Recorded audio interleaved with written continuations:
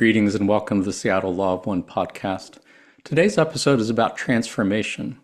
The metaphor of the butterfly has been used so many times in discussions about transformation that it's become cliché. And yet, the death of the caterpillar and the birth of the butterfly may well be the best metaphor for understanding what we're experiencing on planet Earth as it transforms from a third density planet to fourth.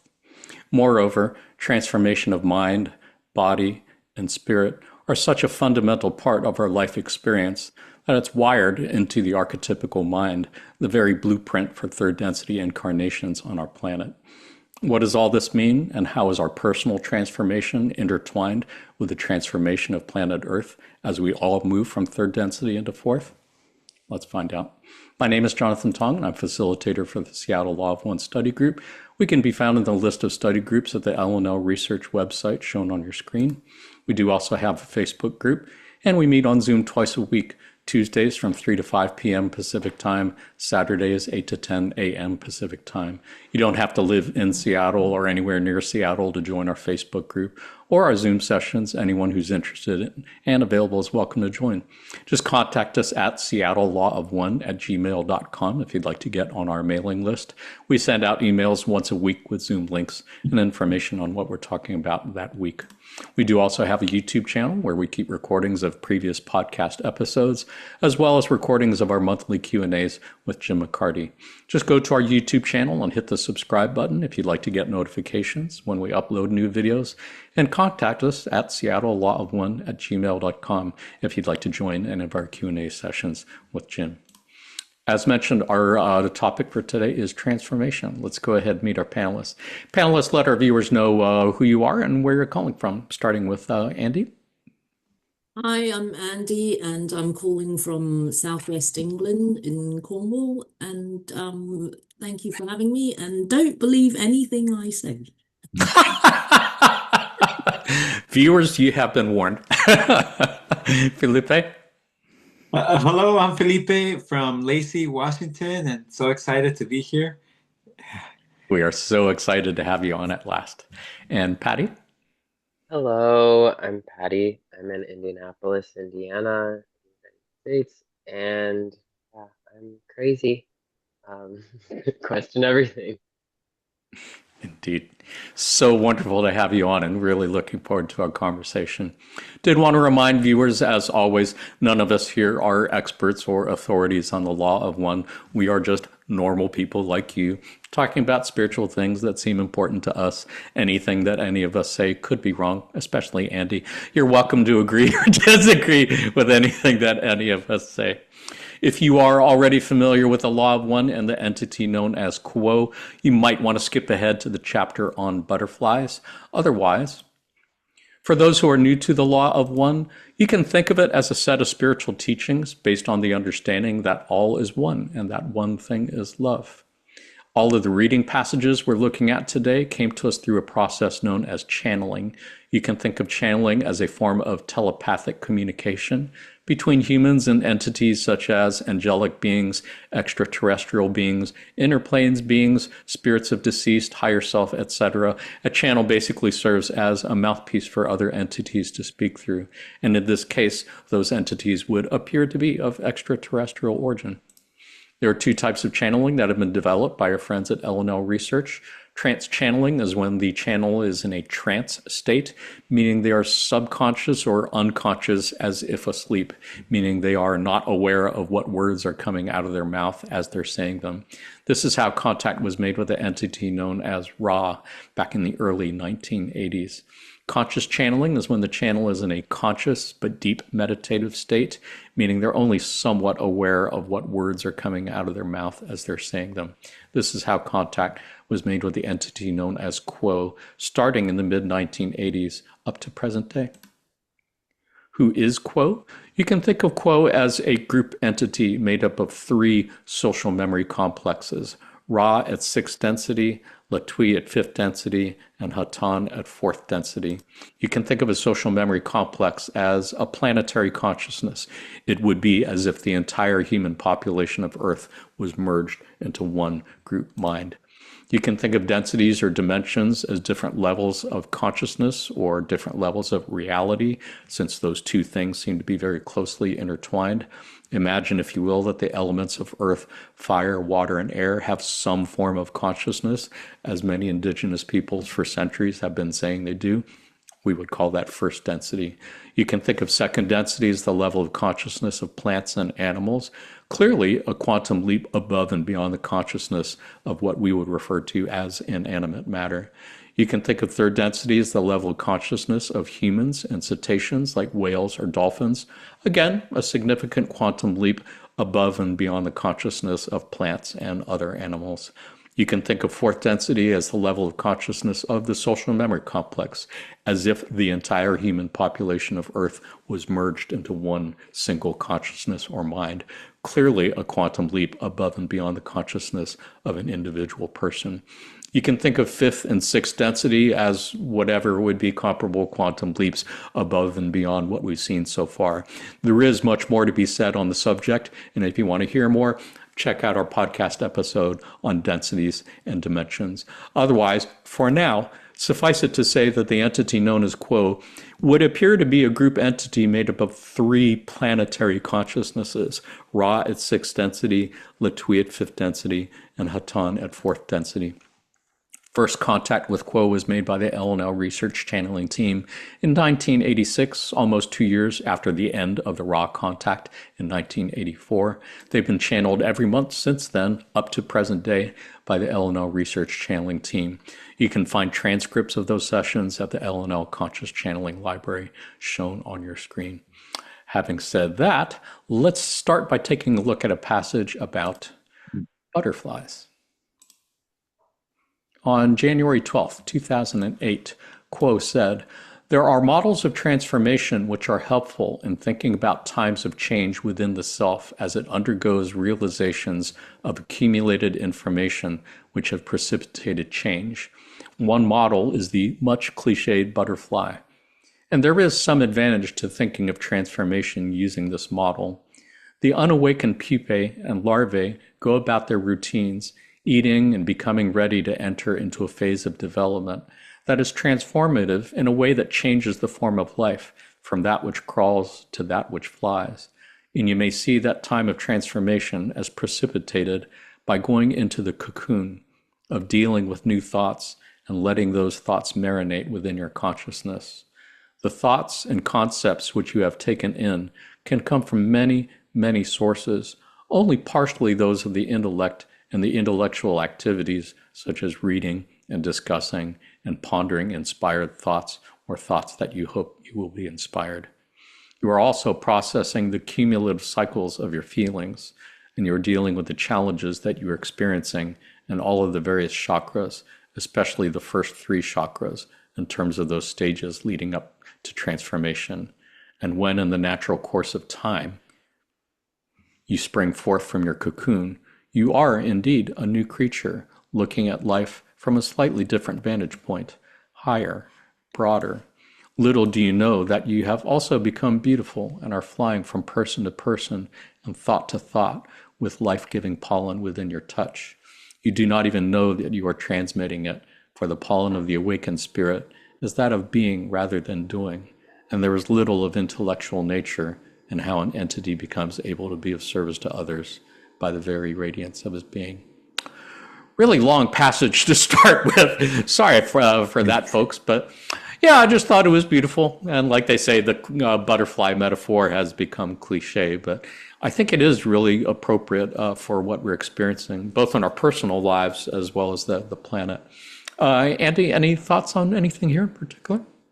Yeah, I love it. And I think the thing that stands out for me about this passage is that the intellect can, is often completely useless. Like it sort of frames things and, it abstracts things that are already abstractions, and it removes us from experience so much. And so much of transformation, for instance, the caterpillar transforming is done on an individual level, and one has to go into isolation and be by oneself in order to realize that transformation.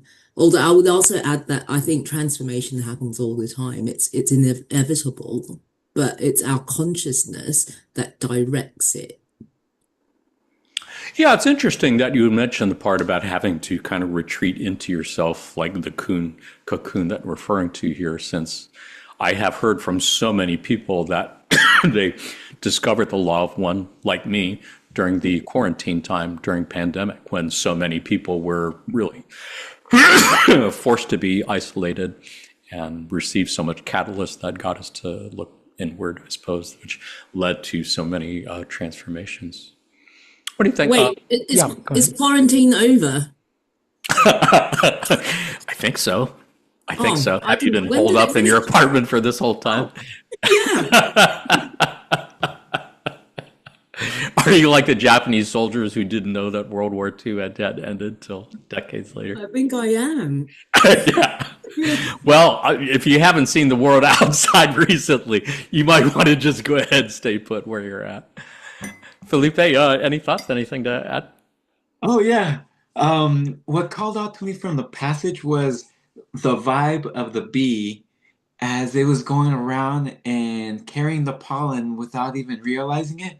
And I feel that speaks to the cycles of learning in the first four categories of the archetypes, right? Where when something is learned, eventually it just becomes part of your natural background, like personality. And so I feel that's what we share or what we pick up on when we feel someone's vibe. So there are all these like bits of nonverbal communication that we're sharing. And so, yeah, if we get to the chart a little more, I think we can talk more about that too. Yes, we will. We've definitely got that diagram lined up, I think, after we get through the 3 transformation archetypes. Yeah, I'm glad that you picked up on that last paragraph. I just thought that was super cool. Also, the idea that we all just kind of float around and spread pollen wherever we go without even being aware of it in particular. Patty, anything to add? Well, it mentions a physical change, but it's referring to something that is not physical, which is fascinating to me, because it's using the image of a butterfly or a caterpillar metamorphosizing into a butterfly to talk about like just change in general. And I find that fascinating because it's like the seasons change that might be physical, but our emotions and the way we think and the way we look at the world, the way we like what we enjoy, what we like maybe watching a show or watching a movie might be a physical action, but it's the enjoyment and the pleasure and the disdain and the feelings of like boring and mundane, like all those changes, those transformations. I think that's what this is pointing at, more so than like a physical like aging and transforming, because it says taking a different vantage point, higher, broader. It's like going from the id, like that Freud would talk about, to the super ego. You're not any longer like dealing with the animal instincts. You're kind of embracing them. And I don't know where I'm going with that, but that's where my mind went. Yeah, I appreciate you bringing that up. I mean, it's easy to think of transformation as the big changes we go through physically as we age. But yeah, for sure, everything that they're talking about here is non-physical, I would say. I think for me, I was really keying in that part in the second paragraph where they talked about, as you are in the metaphorical cocoon, you're processing the cumulative cycles of your feelings, dealing with the challenges that you're experiencing, especially in all of the various chakras, especially the first 3 chakras, red ray being the root chakra, which kind of deals with survival, sexual reproduction, orange ray or the sacral chakra, which kind of deals with our relationships with individual other selves, and yellow ray or solar plexus chakra, which deals with our relationships with other groups of other selves. I can easily see how, as an individual, yeah, we can be kind of reflecting on all those different issues and challenges and problems and blockages and stuff that we've had. And I think it would be fair to say on the planetary level, that's kind of what we're dealing with also. I think planet Earth is in many ways kind of in a cocoon. And that's why we're all kind of being faced to confront and deal with things that have not been resolved yet as a collective, like issues of equality and racism, sexism, heterosexism, whatever, just all this unresolved stuff that's compelling us to decide whether or not we want to see others as equals or if some are considered better or superior to others. I don't know. Yeah, like I said, there's a lot to really unpack in this passage. Did anybody have anything else? Any other thoughts wanted to put out there, or comments, questions? Oh yeah, just something that came to mind was I I like the idea and the metaphor of the butterfly because is the butterfly, the caterpillar, really aware of what it's going to become, right? So I feel that as we go through these transformations, we transform from something we may not have like a concept of. Yeah. Yeah, it's a fascinating way to think about it, especially if you consider that we're all kind of transforming along with the planet from third density beings to fourth density beings. And if you're saying what I think you're saying, yeah, it's such a different way of being, different way of living that for most of us, it's really kind of hard to comprehend. I think that's the challenge we've been given. Anybody else? Any thoughts on that or anything else before we look at another passage on another topic? Kind of what Felipe just asked is basic. How my mind is interpreting that. Like, what does a practical hive mind look like? Practically, what does a hive mind look like? Kind of like the Borg in Star Trek. I think that would be the negative side of it. The positive side, I don't think we've seen yet. Isn't that what the series Pluribus is about? I've heard a lot of people, I haven't watched it yet. It's on Apple TV, but I've heard from many people that it seems to be hinting at formation of a social memory complex. Has anybody watched it? Anybody picked up on that? It's so good. I've watched every episode twice at least Oh, nice. already. Yeah. Wow. So is there sort of hints towards a hive mind or social memory complex? I don't want to give anything away, but I don't know. Yeah, go on then. That's the premise of the whole thing. I will say that free will is an element in it.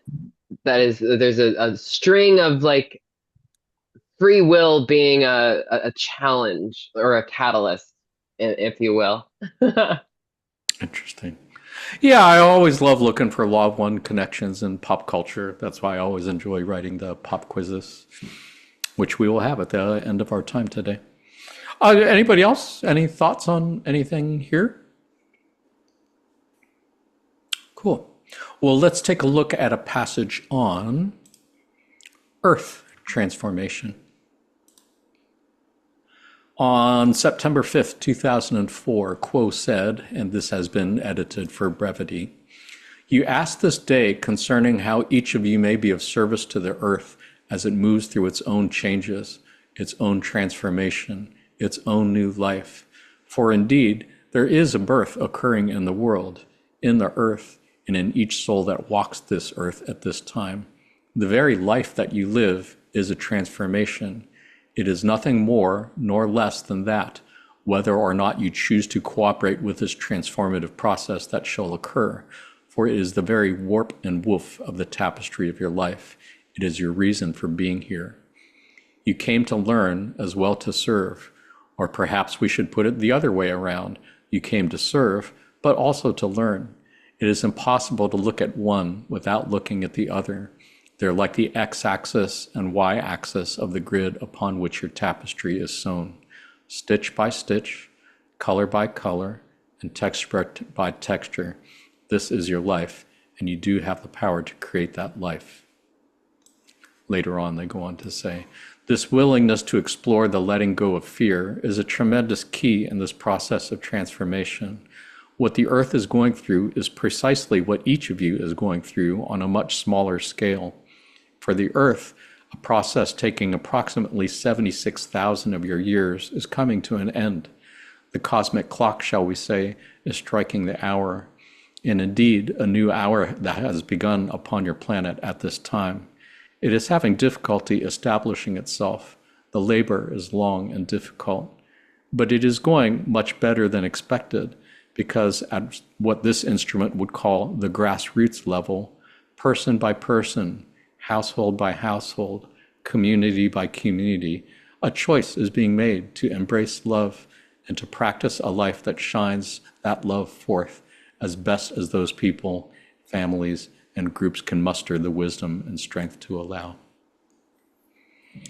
Beautiful passage. Again, so much to unpack in here, and I was reminded as I was reading this this morning, I believe that, yeah, for those of you who aren't up on the biology of butterflies and caterpillars, when the caterpillar goes into its cocoon, its body literally dissolves and reforms in order to form the butterfly. And I think it's a fascinating process to consider, because in so many ways, to me at least, it looks like the earth is dying. I'm really seeing signs of collapse. It really looks like all the institutions and everything that we've come to associate with third density, it really does seem like they are collapsing in many ways. And if that's the end of the world and that's where it ends, then I could see that could be a really depressing thing. But if you can see it as something that is part of the reformation, transformation into a fourth density planet, that's a beautiful thing. Felipe, any thoughts on that or anything in this passage? Oh yeah. Okay, so I like how it mentions that transformation is the very fabric of like reality, right? So to me that means that nothing is stagnant. We're kind of in this river of change and we have to make choices. So we're in the archetype of the fool because we may not have complete awareness of what's happening, but we have to make a choice, right? And also, the passage that's the part of the passage that stated that the earth is going through what each of us is going through, it brings to mind that analogy of the body and the cells in the body, right? So in a way, we're kind of cells in the body that is the planet, right? And there are different types of cells, and just as there are different types of beings that make up the planetary mind. Yeah. And I find it interesting that it says that person by person, this overarching change happens and everything's connected. So I feel that in the body, even one cell, if it's mutated in such a way, can compromise the entire planet, right? So we're all connected, we all affect each other, and I feel it's also so beautiful when we have harmony in our bodies and we're able to do what what we do in our day-to-day lives. And just the last point I wanted to mention about the earth collapsing or parts of the earth collapsing, I feel in a way that is necessary for transformation, and we can speak more to that when we come to the death card or the transformation of the body, right? Where certain things are out of alignment and they collapse in order for something else to arise. Yeah, looking forward to that discussion as well. And yeah, I appreciate what you're just saying about the body and the cells, because I don't think I'd really thought about it until I was putting this episode together, that as we transform the planet. And as the planet is transformed, we're being transformed along with it, because we're just little bacteria on this big orb, and the whole thing is changing, the whole thing is transforming. So it would make perfect sense that as the planet is transforming, it's kind of taking us along with it, which is why I'm guessing that so many people feel such an intense, powerful change and shift in their lives. What do you think, Patty? Any thoughts on that or anything else from this passage? A lot, yeah. I find that this is a really good little microcosm of the law of one, a synopsis of the law of one. It's the all is one. This universe is an illusion. It's all in our mind, and we are the creator. And it's like, it's saying that to the extent that you are willing to delve into the extent to which you receive the creatorship, and it's the X and Y axis upon it's mind blowing. This quote, and I love how you edit it for brevity because it makes it hit, even though it's a little long. Like they're a little lengthy, but they the way that these channel things that they just hit, they work, and I'm not. I just, yeah, it's, I'm not a channeler. This is great. I really appreciate being here. Yeah, appreciate your being here for sure. And yeah, for folks who are not clear on what warp and woof are as they were referring to it, I believe it just refers to the horizontal and vertical stitches that go together in a tapestry. So yeah, that part I thought was really funny, as they're saying in the second paragraph. You came to learn as well to serve, or perhaps we should put it the other way around. You came to serve, but also to learn, and that you can't look at one without looking at the other. As Quo has said so many times, so many wanderers who came here from sixth, fifth density to help with this transition process came for two reasons. One, they came to help the planet and to help others, but they also came to help refine their own balance of energies of love and wisdom and power. So they're saying that, yeah, many wanderers came here mainly for their own purposes first, and then helping the planet was kind of secondary, kind of went along with that. What do you think, Andy? Well, what are you here for? To help the planet or help yourself? I have no idea what I'm doing here. The longer I'm here, the more I'm like, what the fuck is happening? But yeah, I love that bit, the last passage, especially in the last two passages, because sometimes it's easy to look at the news and go, what the fuck, man? Like, don't bullshit me, Quo. Just look at what's going on in politics and all that. But actually, when I look at like the people in my community and the young people, they're so much kinder than when I was growing up in the 80s. And even when things that aren't very nice are happening, people are so much more aware of what's going on. They're so much more willing to speak up. And I feel like actually that is an improvement. So, yeah.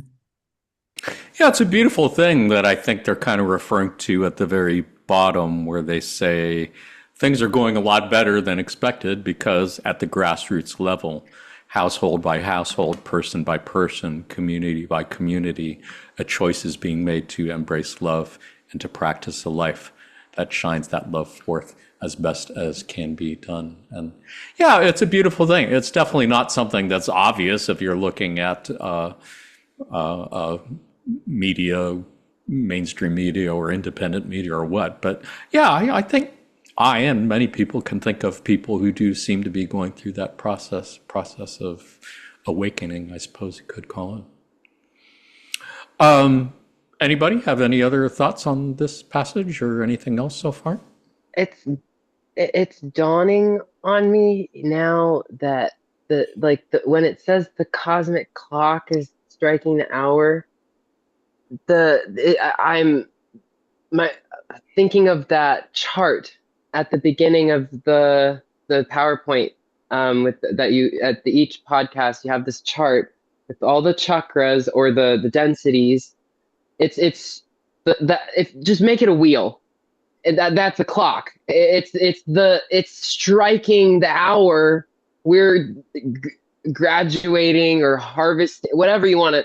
Like we've spent centuries talking about psychology and being in the nuclear family. Now it's all out in the open. Like we spent centuries in agriculture before that, but like now it's like everything is just like people say it's the Aquarian age. This is saying it's the clock is striking. There's everyone's saying the same thing. And it is all one. Anyway, thanks for letting me. Yeah. It's a beautiful thing. And I think it's come up in conversations when I am kind of brushing up against maybe sharing the law of one with folks. It is something that we talk about often, in our group. It's like, how do you share the law of one with folks without violating free will? And is it ever appropriate to bring it up if they didn't necessarily ask for it? And I think for me, oftentimes, it is a conversation about, what's going on in the world. And for me, oftentimes it comes down to, like, how do you explain what's going on? For anyone over the age of 40, it's like, the world is so dramatically different from how I remember it growing up. And I think for a lot of folks of my age or more that, just trying to make sense of what's going on in the world is a big deal. And I do know a lot of folks who grew up with Native American spirituality and ways of looking at things. And there's elders from indigenous cultures all over the world who have been saying for a long time, predicting these earth changes that were coming. I guess that's where the whole New Age thing gets its name from, because a lot of people don't. Yeah, it's the end of one age and the beginning of another. It's easy to forget all these things, but I always appreciate when we're able to put pieces together from different places. Any other thoughts on anything here? Really? I just want to add, like, I talk about the law of one, I talk about fairies, I talk about aliens. And the thing is, like, because I do talk about these things so openly, people think I'm crazy and they don't believe me anyway. Like, I don't feel like I'm infringing on free will because nobody believes me, not even my friends. Yeah, they don't care. Yeah. That's funny. Yeah, and it's a personal choice that each person has to make for themselves when or not it's appropriate to do that. Anybody else? Anything to add? Oh, yeah. Just a little thing. To talk more about or speak more to the striking of the hour. Yes, it kind of seems like that's more of a automatic thing that happens, and so I feel we're not in complete control of transformations or these cycles, right? So as we go through our cycles of learning, eventually a learning or realization will just come up or like creep up into us until we kind of like figure it out, and then the transformation happens. So I just was just drawn to that, not being aware or not being consciously in control of the transformation happening when it does. Yeah, it's a really good thing to point out. And I think that is a fascinating metaphor for a very large process that it's not really our job to try to control it. It's our job just to be aware of it, I guess, and go with it and adapt to it. It's like Patty, anything puberty, to right? add? Oh, yeah, I'm sorry. Go ahead, Amy. It's like puberty. Like you hit puberty and it's like, oh no, I want to, go back. Like it's impossible. You can't, Yeah, yeah. Um, Speaking of transformations, yeah. Patty, anything to add before we move on? It, the, my, I don't know if because I don't want to infringe on free will. It's the irony of that, just that being covered and then there's I don't know how else to. I'm just gonna I feel like the furry community or the furry fandom and the kink community, like those kinds of communities have learned to embrace this kind of shift or transformation, or the LGBTQ community even, because there's this some kind of like hypnosis, like taking power, like training the mind, like even like Buddhism does the same thing. It's like there's some kind of like um reorienting and taking one's power back, that's going on behind the scenes, and like it says in the grassroots level, it's unseen, but it's like unfolding in its own natural course, and like it's not something that should be because it's like it's like the how at the beginning of this passage is like talking about transformation being the basis of, or the fundamental, it like the law of one talks about sex magic and sexual energy transfer even, and that's how like we life is created, and we're at the point where there's so much life, and we're just figuring out like what to do with it, and we don't need to make more of it necessarily, but we so it's I'm finding that an interesting like pathway of just contemplating, and like Sure. it's just, yeah, anyway, I don't mean to get too weird with it.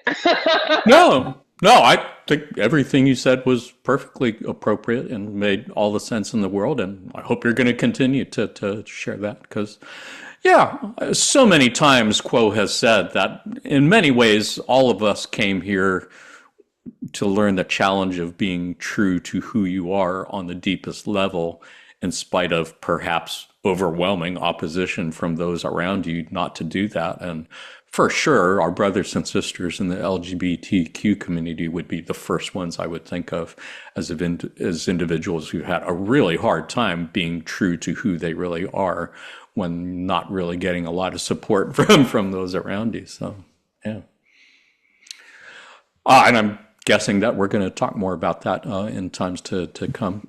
You yourself, Pat, if you don't mind, I mean, as long as we're on the subject, do you mind sharing with our viewers just a short little backstory on your transformation, your gender transformation? Yeah, I'm a transgender woman. I've I think like the what I can publicly say about that is I'm going to recommend Bobby Sanchez to listen to, and say that it's something that the soul, like like kind of like how Ra talks about, like there's a contract, like it's not a set in stone contract, like we agree upon a certain set of factors, and like I think even in philosophy, there's this idea of like compatibilism, meaning like determinism and free will both coexist. Like they can't exist without one another. Like they're compatible. So like to have to be in a body that you like, to recognize that there are people that exist who are comfortable in their body, and like that can work an average job, and like can do that and put up with it. Not everyone can, and like not everyone's like neurologically wired to and like have agreed in the soul contract. I'm kind of getting off topic. I don't know. It's a hard thing to kind of because Yeah. it's, yeah, very No, and I personal to everyone. appreciate it. I didn't mean to put you on the spot too much. I just know that that was part of the reason why I wanted you on the panel for this episode on transformation, because It's you helping. and so many others of our brothers and sisters in the Law of One community have gone through a similar transformation. And I think it's a beautiful thing that I could I'm assume was part of the contract that you made I'm pre-incarnation. definitely one of the, I feel like I'm one of the trans people that's not going to like align with a lot of like other trans people, because I talk about the idea of like it all being one and the soul contract, and like this idea of like I agreed to have this body even though So it's like that. Some people feel like that's not justifiable, and some people like it's there's a lot to it. So Well, it's hopefully but within the Law of One personally, community, you would find trans people right, who, personally, I find it like it's a spiritual thing for me to be a trans person, that I am decolonizing my identity assigned to me, and that it's my own, and like I said, taking power back kind of thing. yeah. Well, and in many ways, you're providing a service to others because you're teaching others around you to learn how to accept you and to see you as an other self as well, and to love you unconditionally. If it's okay with you folks, let's go ahead and move on. We are going to look at a few passages that refer to what in the Law of One is referred to as the archetypical mind. For those who are not real familiar with this, if you think of your mind as an iceberg, then the tip of the iceberg above water would be like your conscious mind, the part of your mind that you can see and have ready access to. The part of the iceberg just below the surface of the water you could think of as your subconscious mind. The part of your mind that you can kind of see, you can kind of get glimpses of, but not really that much. But you know what's there. And then the bottom of the iceberg you could think of as the unconscious mind, the part of your mind that you really have no direct access to. You really cannot see it at all, but you kind of take it on faith that it exists and that it's there. Similarly, it would appear that if you were able to look deeper below your individual unconscious mind, you would find that it is part of what could be referred to as the racial mind, the collective subconscious of the race that you belong to, whether it's a race on this planet or perhaps another planet. And if you keep going below that deeper and deeper enough, you would reach what is called the planetary mind, the collective consciousness of planet Earth, of Mother Gaia. Keep going deeper and deeper below that, you would reach what's called the archetypical mind. It could be considered the collective mind of our entire galaxy, or maybe of our solar system or neighboring star area. It's not totally clear what it is. We could just say it's the collective subconscious mind of our local part of the universe. Keep going deeper and deeper and deeper below that, you would reach what is called the universal or cosmic mind. It's the mind of the entire universe. It's the mind of the one infinite creator or the one original thought. In many ways, we are like all brain cells in a big giant mind. The archetypical mind, also known as the Egyptian tarot, can be thought of as the blueprint for third density incarnations in our part of the universe. If your third density incarnation was like a video game, and in many ways it is, you could think of the archetypical mind as like the programming or software behind the video game. It consists of 22 images representing 7 archetypes of the mind, 7 archetypes of the body, 7 archetypes of the spirit, plus the 22nd archetype called the choice, which does not belong to any one of these in particular, but to all 3 sets of archetypes. So as you can see, the words are a little bit too small to see on your screen, but here you can see there's 7 archetypes for each. So there's matrix of the mind, matrix of the body, matrix of the spirit, potentiator of the mind, potentiator of the body, potentiator of the spirit, catalyst of the mind, body, and spirit, experience of the mind, body, and spirit, significator of the mind, body, and spirit, transformation of the mind, body, and spirit, and great way of the mind, body, and spirit. So for today, we are going to focus in particular on transformation of the mind, transformation of the body, transformation of the spirit. Starting with transformation of the mind. In session 100, question 6 of the Raw Contact, Ra said, "The concept of the pull towards mental polarity may well be examined in the light of what the student has already accreted concerning the nature of the conscious, exemplified by the male, and the unconscious, exemplified by the female. Indeed, both the prostituted and the virginal of deep mind invite and await the reaching. In this image of transformation of mind, then, each of the females points the way it would go, but is not able to move, nor are the 2 female entities striving to do so. They are at rest. The conscious entity holds both and will turn itself one way or the other, or potentially backwards and forwards, rocking first one way then the other, and not achieving the transformation. In order for the transformation of mind to occur, one principle governing the use of the deep mind must be abandoned.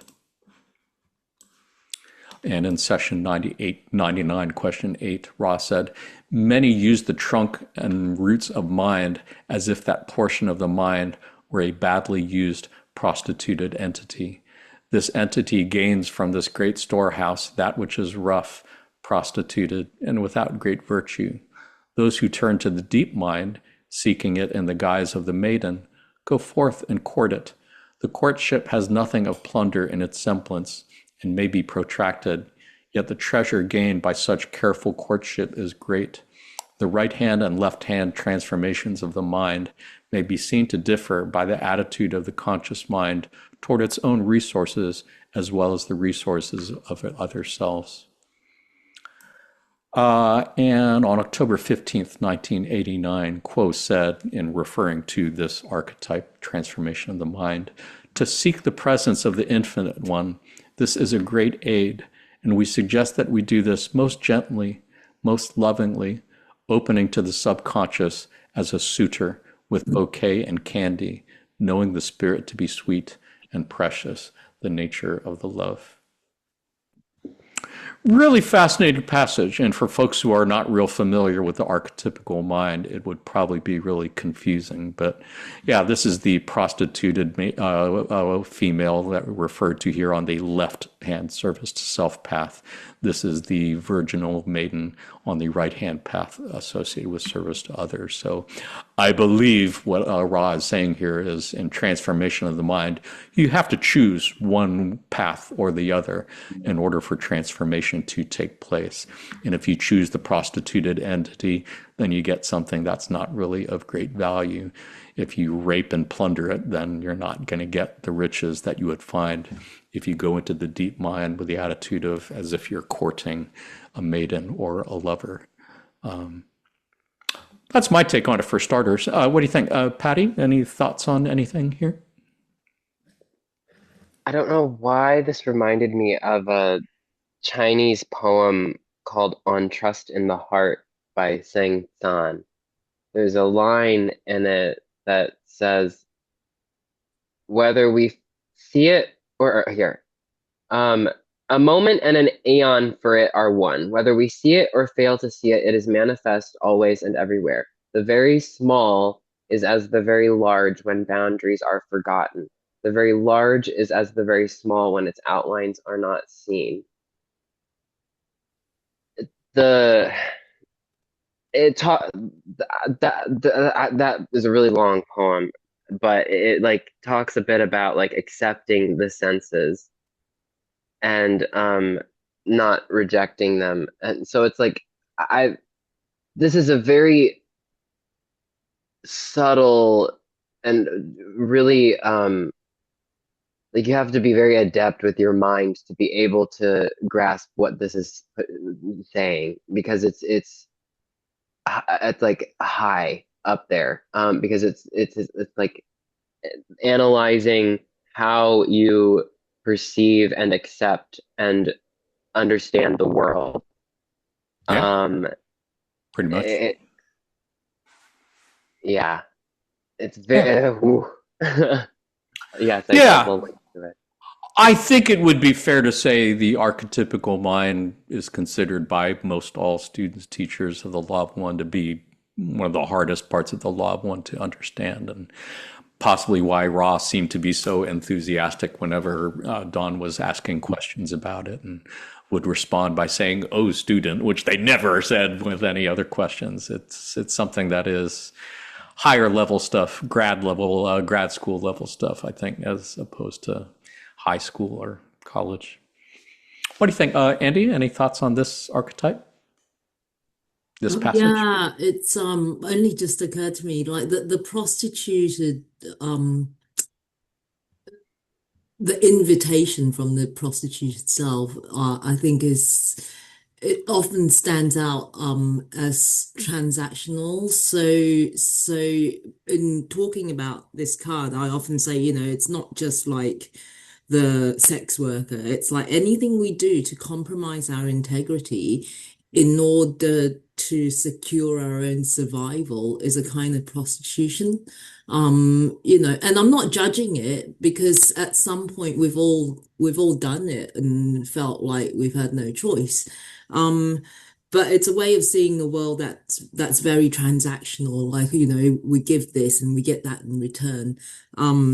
And and on the other path, there's it's less transactional and it's a kind of more pure type of invitation where, it's like, come, you don't know what you're gonna get, but it will be wonderful. And for me, the transformation cards in the archetypical tarot are about surrender because what can you do anyway? Really, there is any form of control is just an illusion.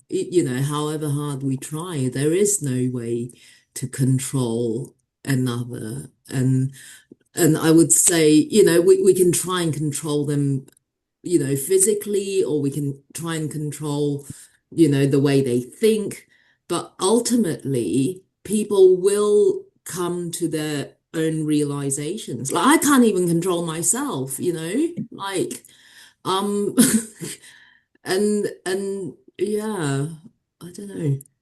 I might be Yeah. completely wrong too. Probably am anyway. Well, Ra really did make a point of saying that everyone is going to see these archetypes in a different way.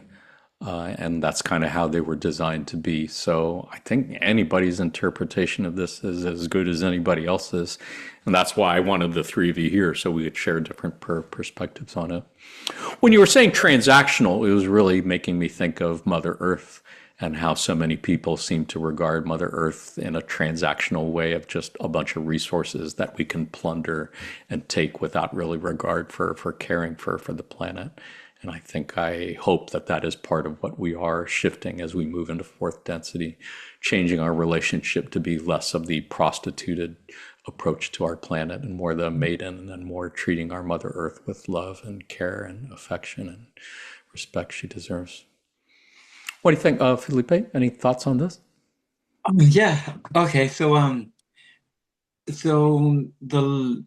the L&L research channelings and the Law of One, they state there are two paths, right? The path of service to others, represented by the maiden in this card, and the path of service to self, right? And they're two valid paths. I feel the wording is a little strong by saying the service to self path is a prostitute or prostituted. But I'll unravel that a little bit more. So essentially, they also state that we're in third density, right? And in order to graduate to fourth density, we need to achieve at least being 50% or greater service to others, right? Mm-hmm. So our level of polarity or the strength that we have in the service to others path, for example, the complementary part of that is what we are service to self, right? So the balance that we strike between the two is directly related to our level of understanding, right? So That makes sense. we need to compromise, right? We're not 100% fully in one path or another, right? As we go along, we need to compromise. So Can you explain that? Because I'm not sure if I was seeing it that way. I was kind of thinking the whole point of third density is to choose one path or the other. yes, And you yes. can't really try to be on both paths. That doesn't really seem to work. Right, right. Yeah. I'll clarify. So yes, while you choose one path, right? For example, let's say we choose the service to others path, because of our level of understanding that we have, we there are things that we do that are service to self that we haven't polarized yet, Sure. right? And so, for example, I would like to say like dreams can be thought of another way we can polarize in service to others if we can glean from the information that is coming to us in our dreams. Hmm. However, let's say a lot of people don't really use dreams. It's more of a mechanical thing where you go to sleep, you fall asleep, and that's what you need to do in order to be able to function the following day, right? Hmm. So, in a way, that's kind of like we're using our body, right? Hmm. In a service to self way when we could polarize that a little bit more in a service to others way by Hmm. paying more attention to it. So, for example, instead of when we wake up, we take just a couple minutes to think about what is it that we just dreamt, right? And we think about perhaps the message that might have come from it, right? Hmm. So if we do that on a regular basis, that's, I feel like courting the subconscious mind, right? And the Yeah. information that we glean is the reward, and it takes practice. But oftentimes, a lot of people, they just simply go to sleep, wake up, and just let the body do what it needs to do. So in a way, I feel like that's kind of prostituting that aspect of ourselves. Hmm. We just use it, right, in order to function. And yeah, I mean, everyone has their own lives and routines, and you gotta feed the kids or get ready to work, and sometimes you can't devote that attention to that aspect of your life, right? Hmm. So, not necessarily a bad thing, but an opportunity to further polarize in that service to others way. Yeah, interesting. I haven't really spent a lot of time doing dream work, but everything that you said makes perfect sense. And it certainly ties in with what they're saying in this passage, which is about going into the deep mind to explore the resources of the deep mind and doing it in the way of courting the maiden as opposed to plundering the prostitute. And yes, I think that makes sense in terms of what you can expect to get out of the dreams. Did you have something on that, Andy? Yeah, it's a question. Like, how I just want to just side note, like my dreams are so boring, right? I dream about whatever I've done during the day. So like I dream about things like walking the dog, driving my kids to their lessons, doing the dishes, and then like my dreams and my wake time are pretty much like the same usually. But my question is, how do you know if you're service to self or service to others? Because um I've met a lot of people who are very adamant that they're service to others. And the more adamant they are, and the more they say that they're service to others, the more their actions seem to display that they are actually really egotistical, narcissistic, and selfish. And they're like, I'm here to save the world. I know more than others. And, like people need to listen to me. And like, I'm like, hang on a minute, mate. Like, listen to yourself. But there seem to be so many people like that. And it just, and I guess I've been very reluctant to say, right, I'm service to others for that reason, because I don't want to go into a self-delusion. But at the same time, I've become less reticent about it since I've sort of removed a lot of things and Mhm. relationships from my life and really go within and take all the catalysts and just like go within. And the more I do that, the more I feel like actually this is service to others. Yeah. Yeah. And I think that does tie back to the archetype here in terms of making that choice to that path and committing to it and trying to polarize as purely as you can on that path. But as you have pointed out, we're all here because we're still got things to work out in terms of really polarizing more purely on the path of service to others and getting over those little character flaws that seem to be more self-centered than thoughtful of others. Oh, we could spend another hour just talking about that and dissecting it, but I think we should probably go ahead and move on to the next archetype. Did anybody else have anything they wanted to add before we move on? Oh, just a little bit. Yeah. So, one thing that has helped me determine what is service to self and what is service to others is thinking of service to self at the expense of others, right? So, for example, let's say you're at home, you had your meal, and you did your dishes. If you leave your dishes in the kitchen, for someone else to take care of, you're spending someone else's time, right? So, or for example, when you're driving around and you're in traffic and you're on the lane that is typically considered the faster lane, and people generally have to go around you, well, that is service to self at the expense of someone else's time. Sure. Right. So taking a shower, for example, could be considered service to self, but is it at the expense of others? Right? So it's not that polarizing of a service to self action. Right. On the other hand, getting baptized and showering that way, that's like ultimate service to others, right?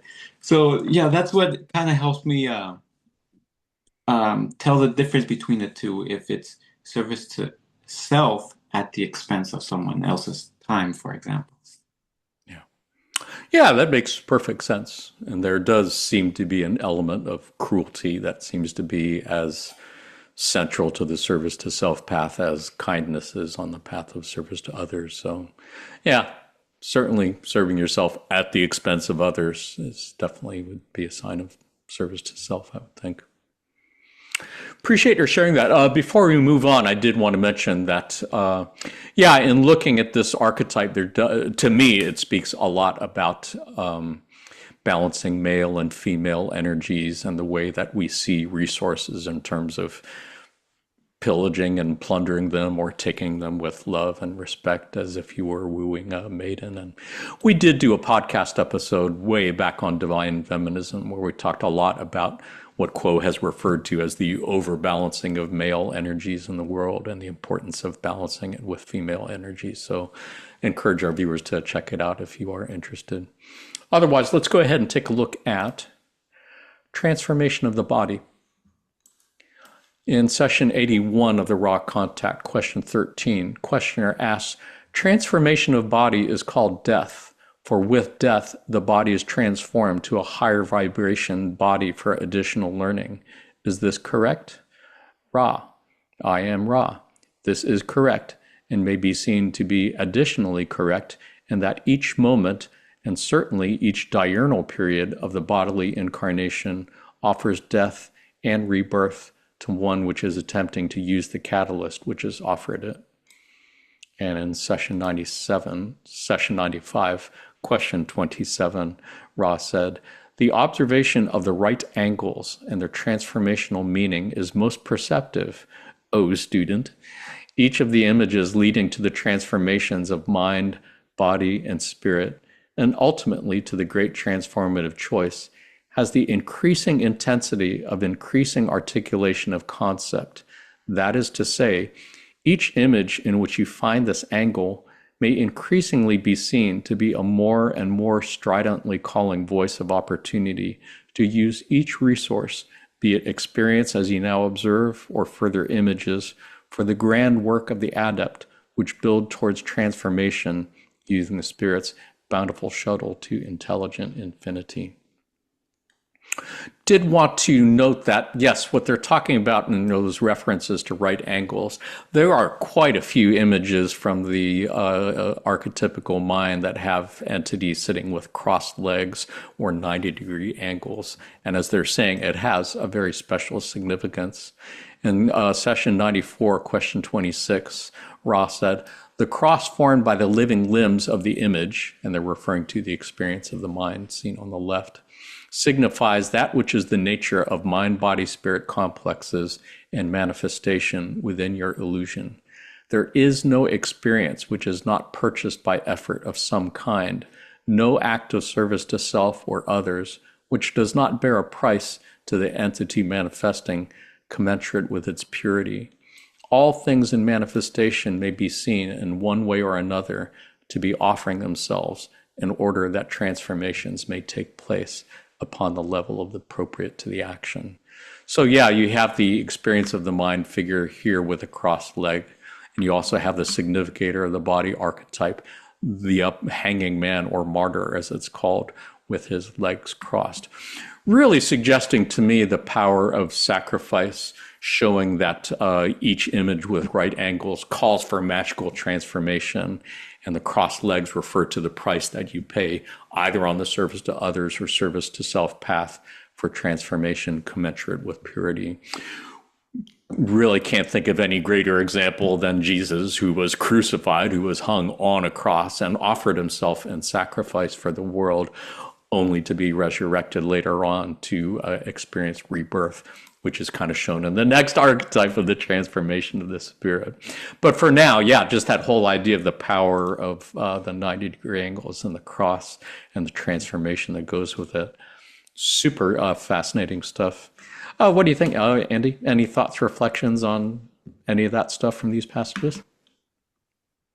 Yeah, I meditate on the cross every day, and I don't think of it as the cross these days. I think of it as the intersection between the X and the Y axis, the X being space time and the Y being time space, and being at the intersection, which I interpret as the here and now.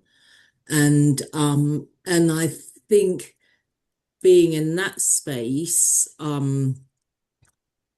one then becomes the observer of what is being transformed, and that in itself becomes a gradual transformation of one's consciousness, if that makes sense.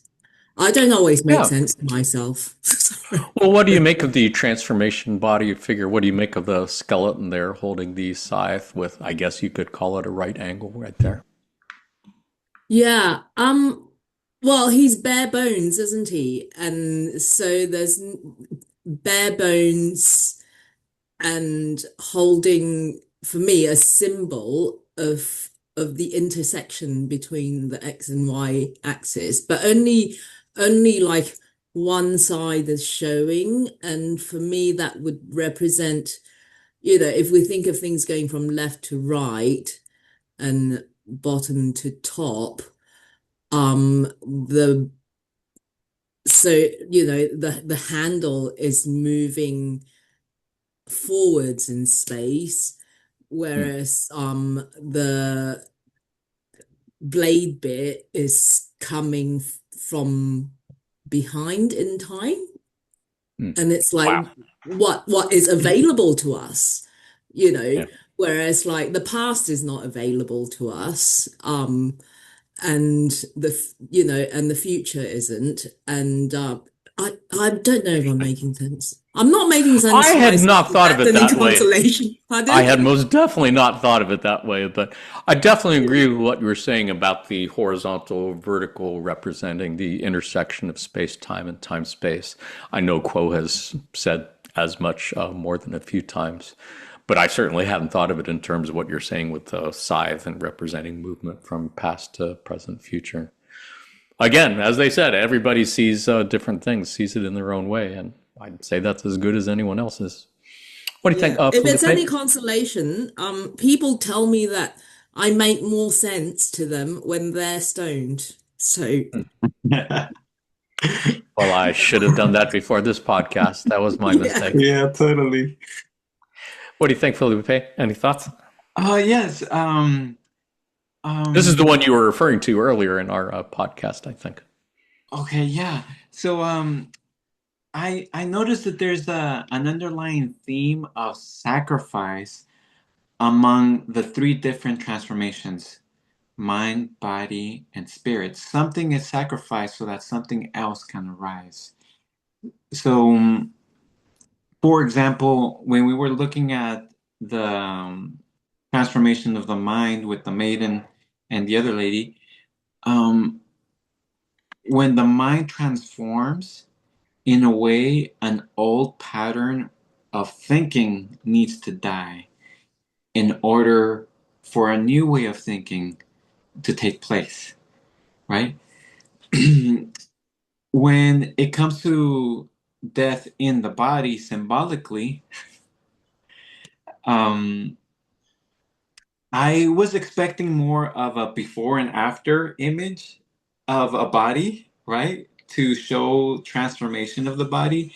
But instead, the Egyptian tarot focuses on the death aspect, which I feel it's sort of the bridge between the old body and the new body. And Which one, I think is shown in the next card, the Great Way of the Body, if I remember correctly, because I was looking back on it not too long ago, is an obviously living figure who seems to have wings like angels' wings, and the wings are at right angles, one pointed down and one pointed out, which oh, right, to right. me could be the after image of what Yeah, happens. yeah, that's definitely I feel appropriate for an after image. Yeah. And and to come back to the transformation of the body itself, I like the analogy of bone, like the bone structure. So every moment in a molecular way, our bones are being fractured and reformed along the path of greatest stress, right? And so the bones adapt to however we predominantly use our bodies, right? So someone running may have stronger femurs than someone who has a 9 to 5 administrative desk job, right? Right. That makes But sense. I like the idea of the bone having to break molecularly in order for it to be reshaped again. Um, Fascinating. I most definitely never thought of that. I appreciate that. Something tells me your biology background is yeah, coming that's into right. play here. Yeah. And that's just one example. Another example is cells are continuously dying every moment, and new cells are being born. So in that sense, we're experiencing death already, and we literally have a new body moment to moment.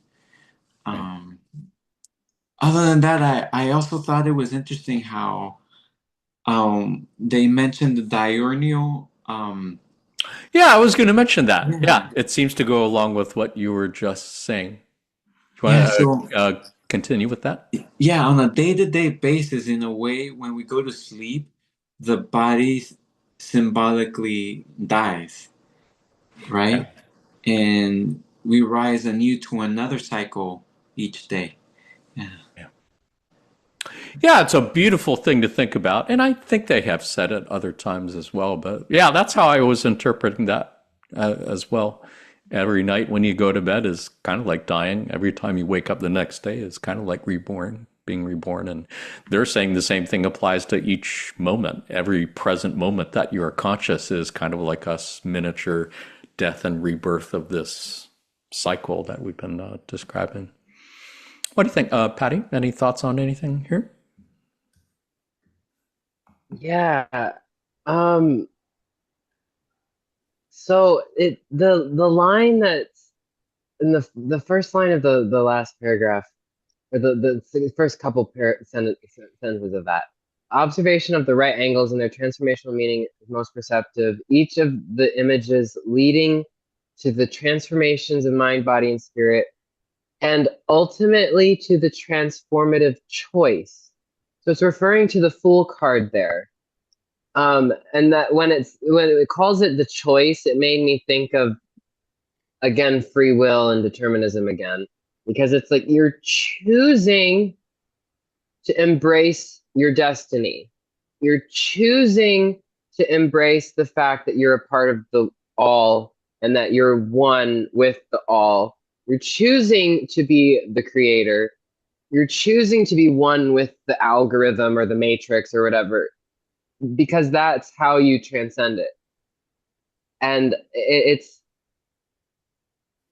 the way it says it's the increasing intensity of increasing articulation of concept.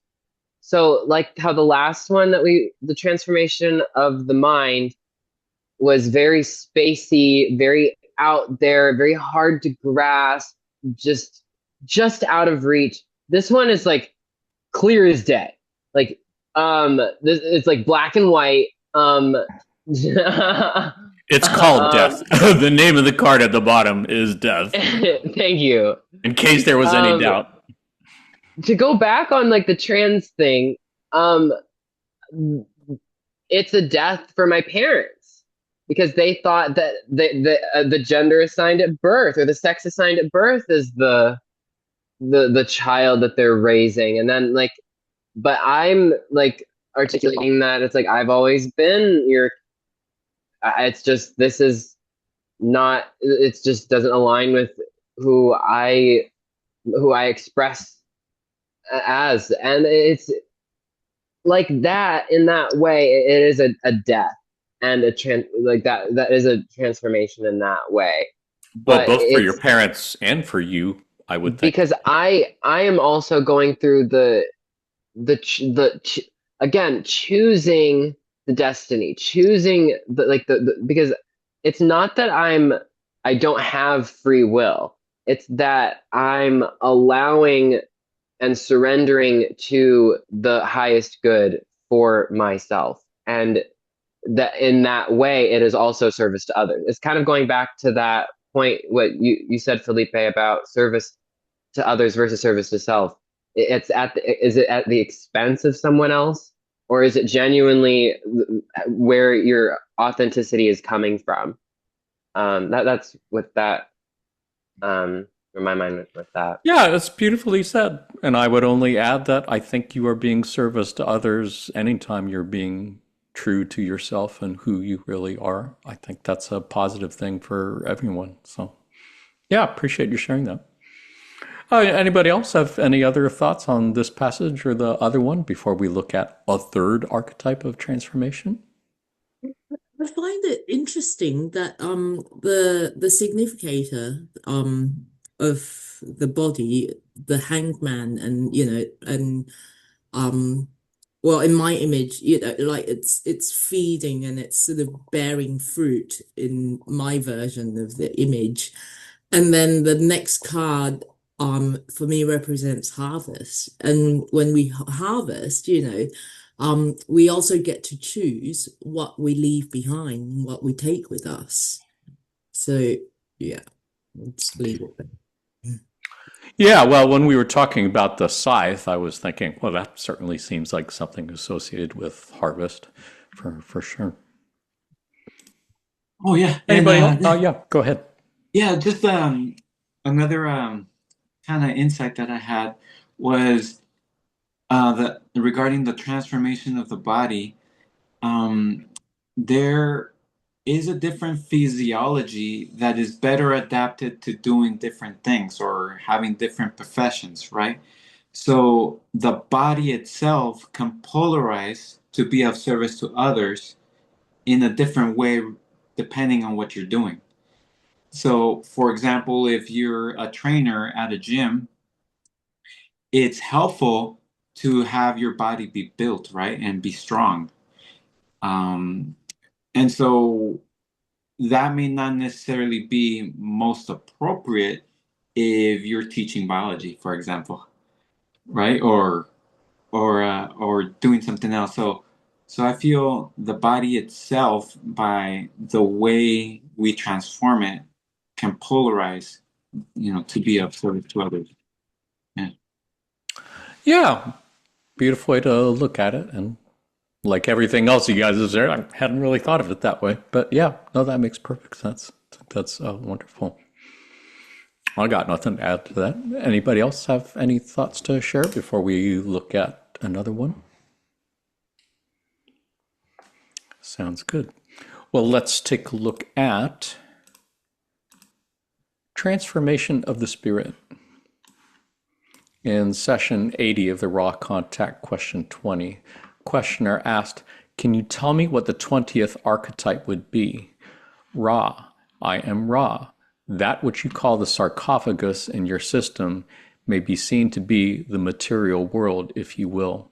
This material world is transformed by the spirit into that which is infinite and eternal.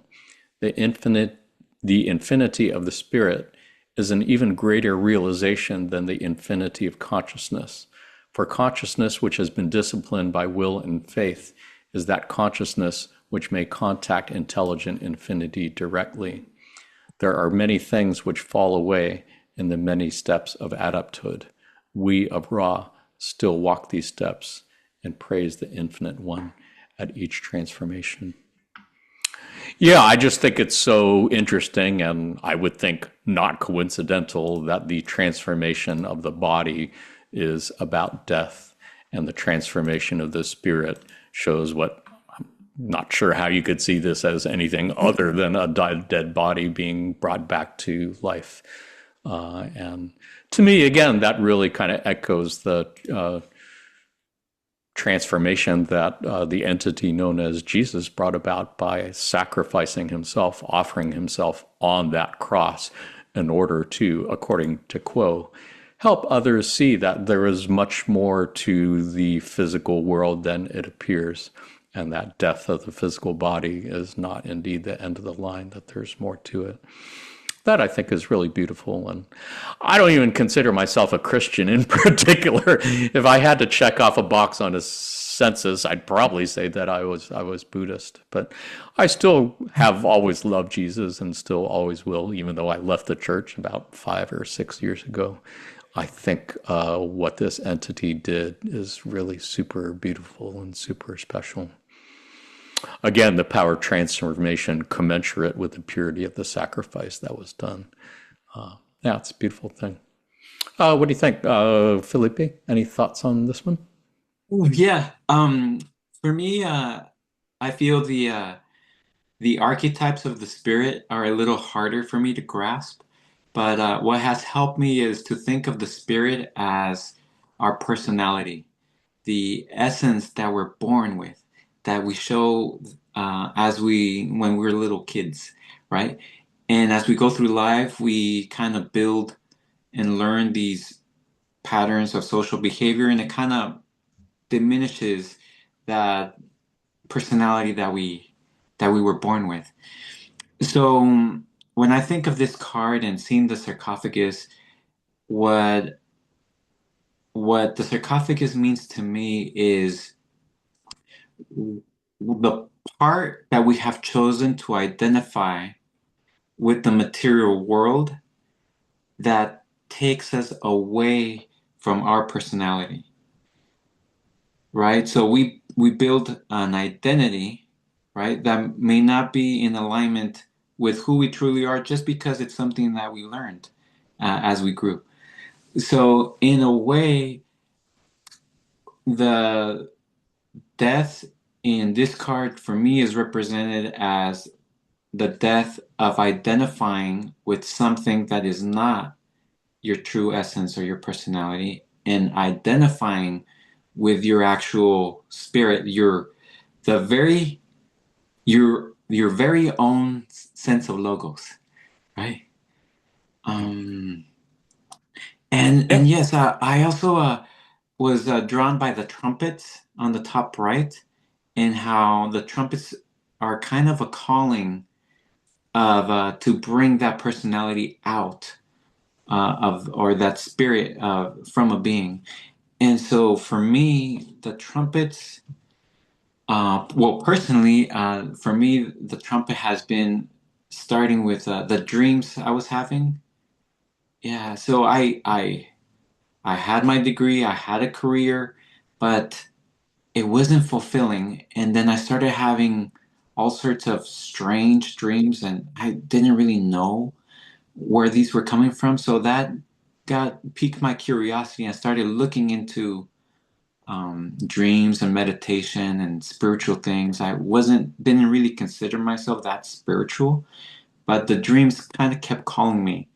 And so I felt dreams have helped me become more in tune with myself and my essence. But this calling, these trumpets can be anything really. They could be synchronicities, Right. right? Right.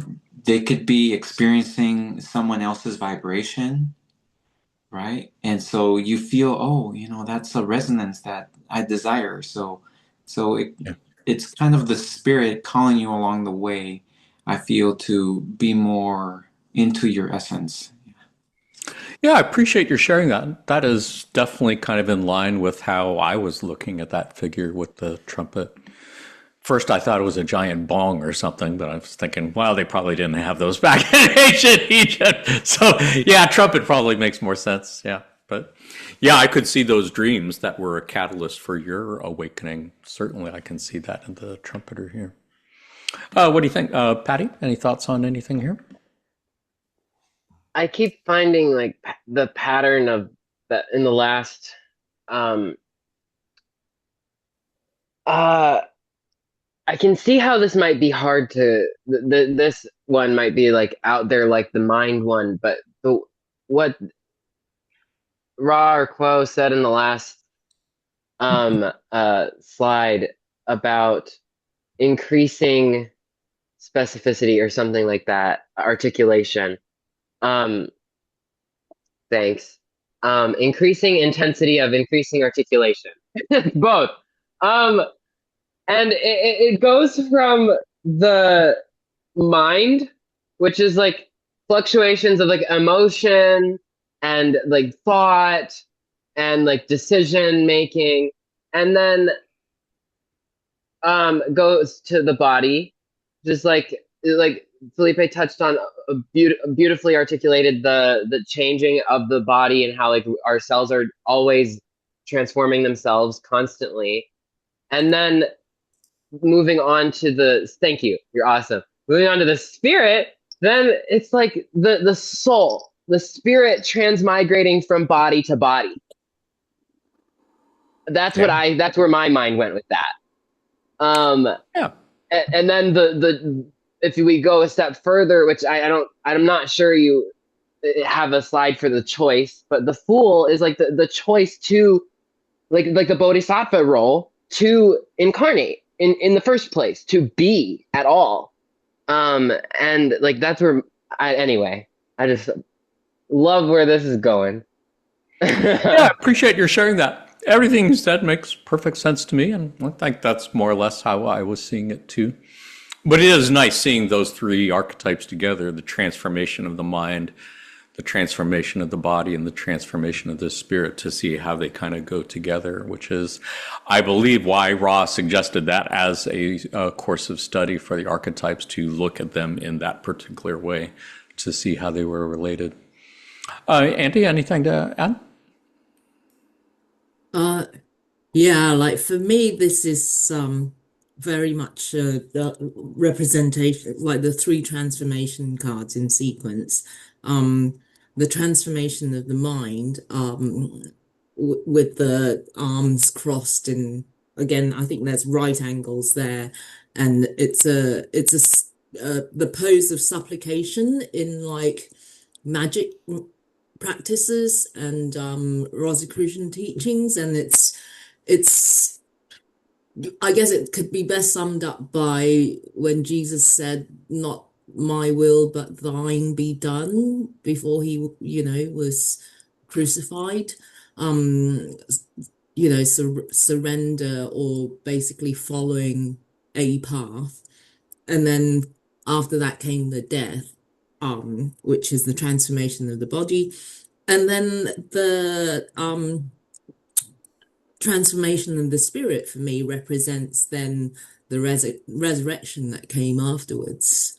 To the leaving behind again what's not needed and resurrecting into something else. And the whole journey of the spirit also represents that. It's about moving into one's own darkness.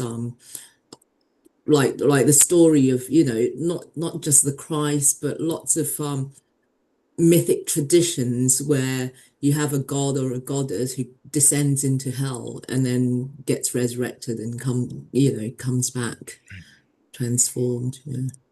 The shaman's death, I believe, as it were, which I believe we're coming to in a little bit. Yeah, I tried that. I went into, one of those flotation tanks that's like, Oh, uh-huh. I was hoping to have some kind of pyramid death experience, but it didn't happen. I had very clean ears afterwards, but that was it. How long were you in there? The sensory deprivation tank? An hour. But I'm gonna go. Oh, it probably takes more than an hour, I'm guessing. I probably need like Or an 3 hour on days. mushrooms. I suppose if you took mushrooms, that might accelerate the process. That's a brilliant idea. Thank you. Yeah. If I drown, it's on you though. Oh no, I'm karmically entangled. No. No, I've been fascinated by sensory deprivation tanks and have thought about it, but never pursued it. Always have a sitter. What? Always have a sitter. Always have a sitter when you're tripping. Yeah. What you were saying earlier about the relationships of these different archetypes, I think, is a really great segue into a diagram that I believe Felipe just shared with us a day or two ago, but I think is a great food for thought. Did anybody have any more thoughts on transformation of the spirit before we look at that diagram? Sounds good.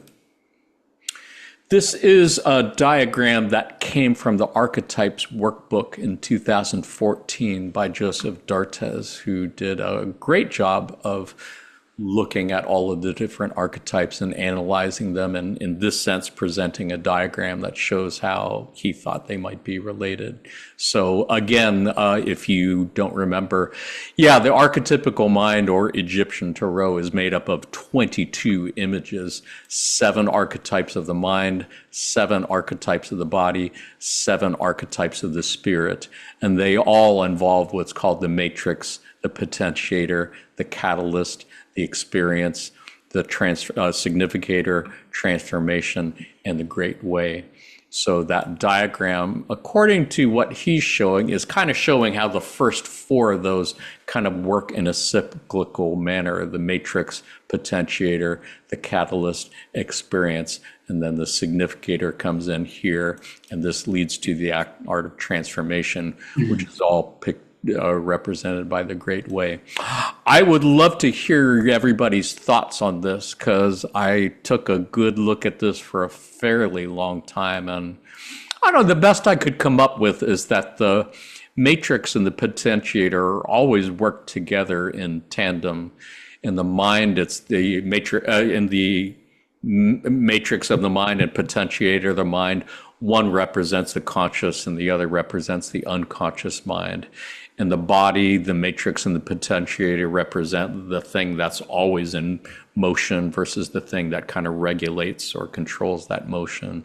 And in the spirit, the matrix of the spirit is like the darkness, and the potentiator is like the bolt of lightning in the darkness. So it seems like in all of the archetypes, the matrix and the potentiator work very closely in tandem. I'm guessing that they're all receiving catalyst, the catalyst being everything that assaults the senses every single moment, and that is filtered and distilled and translated into what we perceive as experience. And that's just kind of an ongoing process every present moment that we experience. The significator is the part that kind of processes all of that stuff.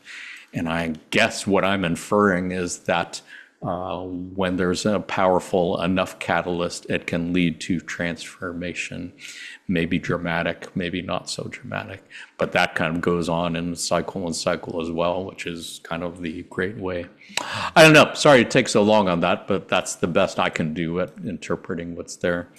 What do you think, Patty? Any thoughts on this diagram? Any No interpretation? thought, head empty. Sounds good. Andy, anything on this? What do you I've make out got of some this? thoughts, but I really want to hear what Felipe has to say first, because he's the Good. one who brought it up. Okay. Well, just to begin, to clarify, um, in the image we see transformation and then an arrow underneath it, and then there's an arrow further down, right? So if I were to redraw this image, I would only use one arrow from significator to significator instead of the arrow on top and the arrow on the bottom, right?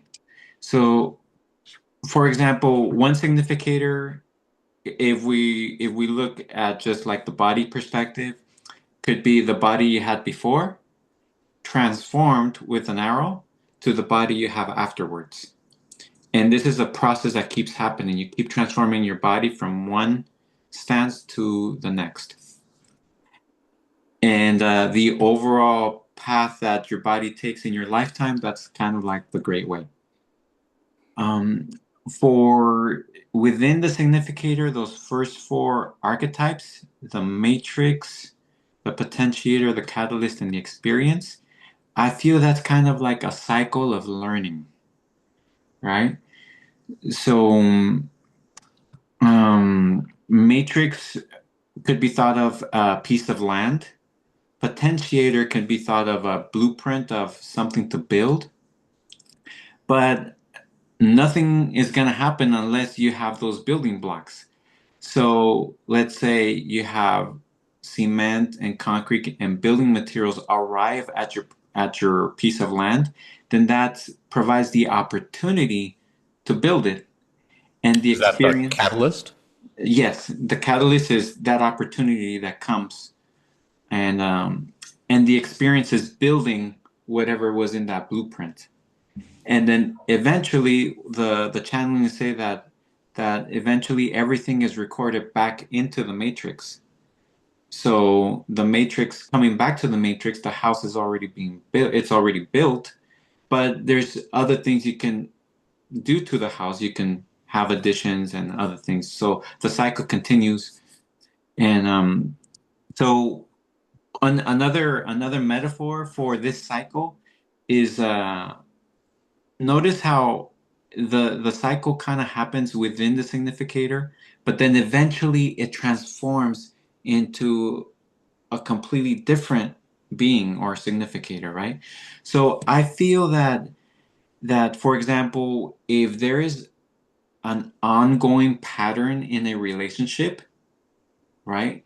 These experiences and catalysts keep coming up and keep coming up time and time again until the learning reaches the deep mind and you can transform and change out of that pattern, right?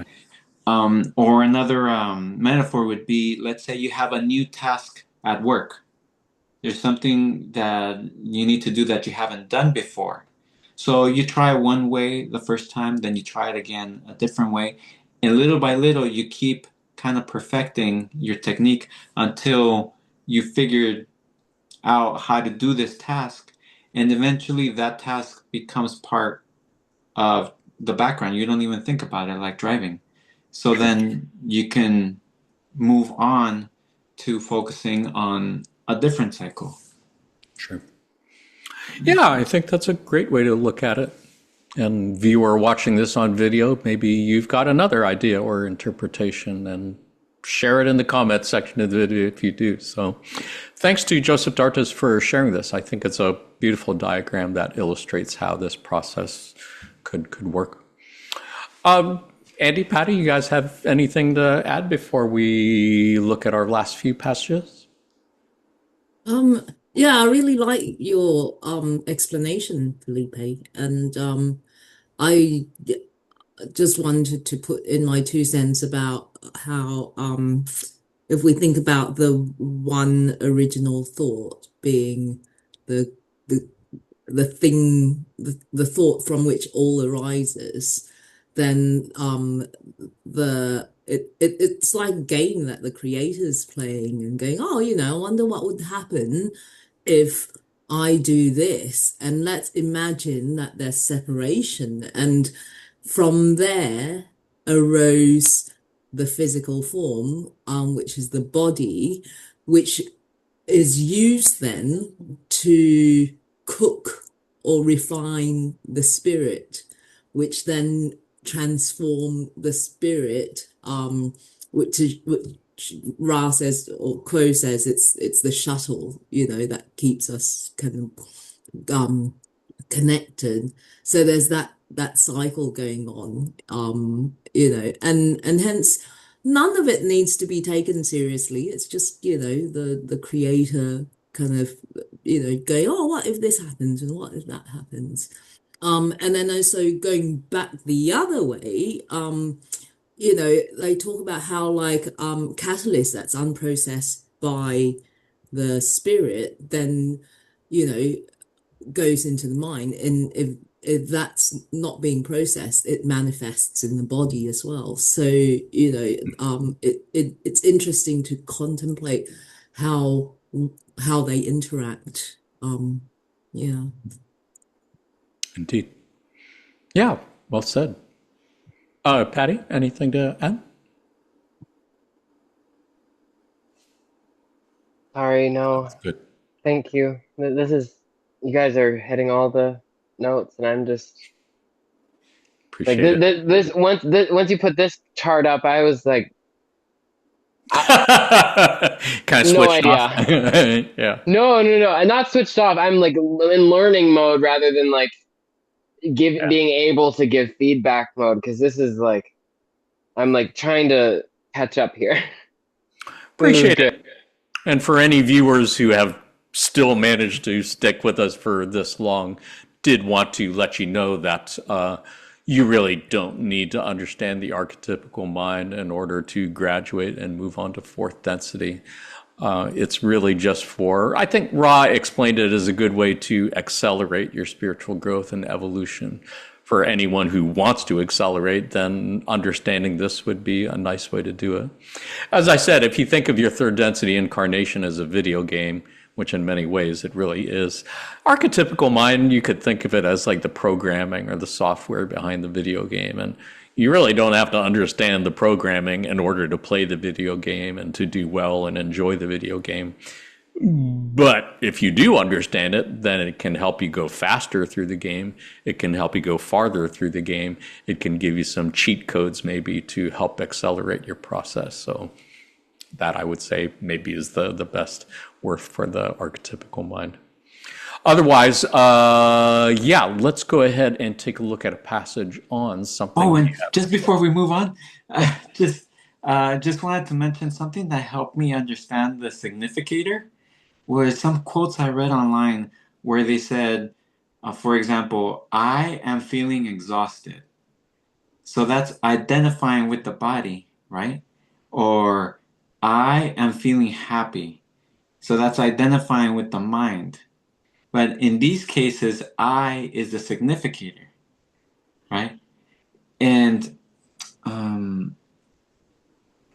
so the significator, the channeling state, that significator is the one that experiences the cycle going from one aspect to the other one. So these aspects are separate aspects, but the significator, the being, brings it all together.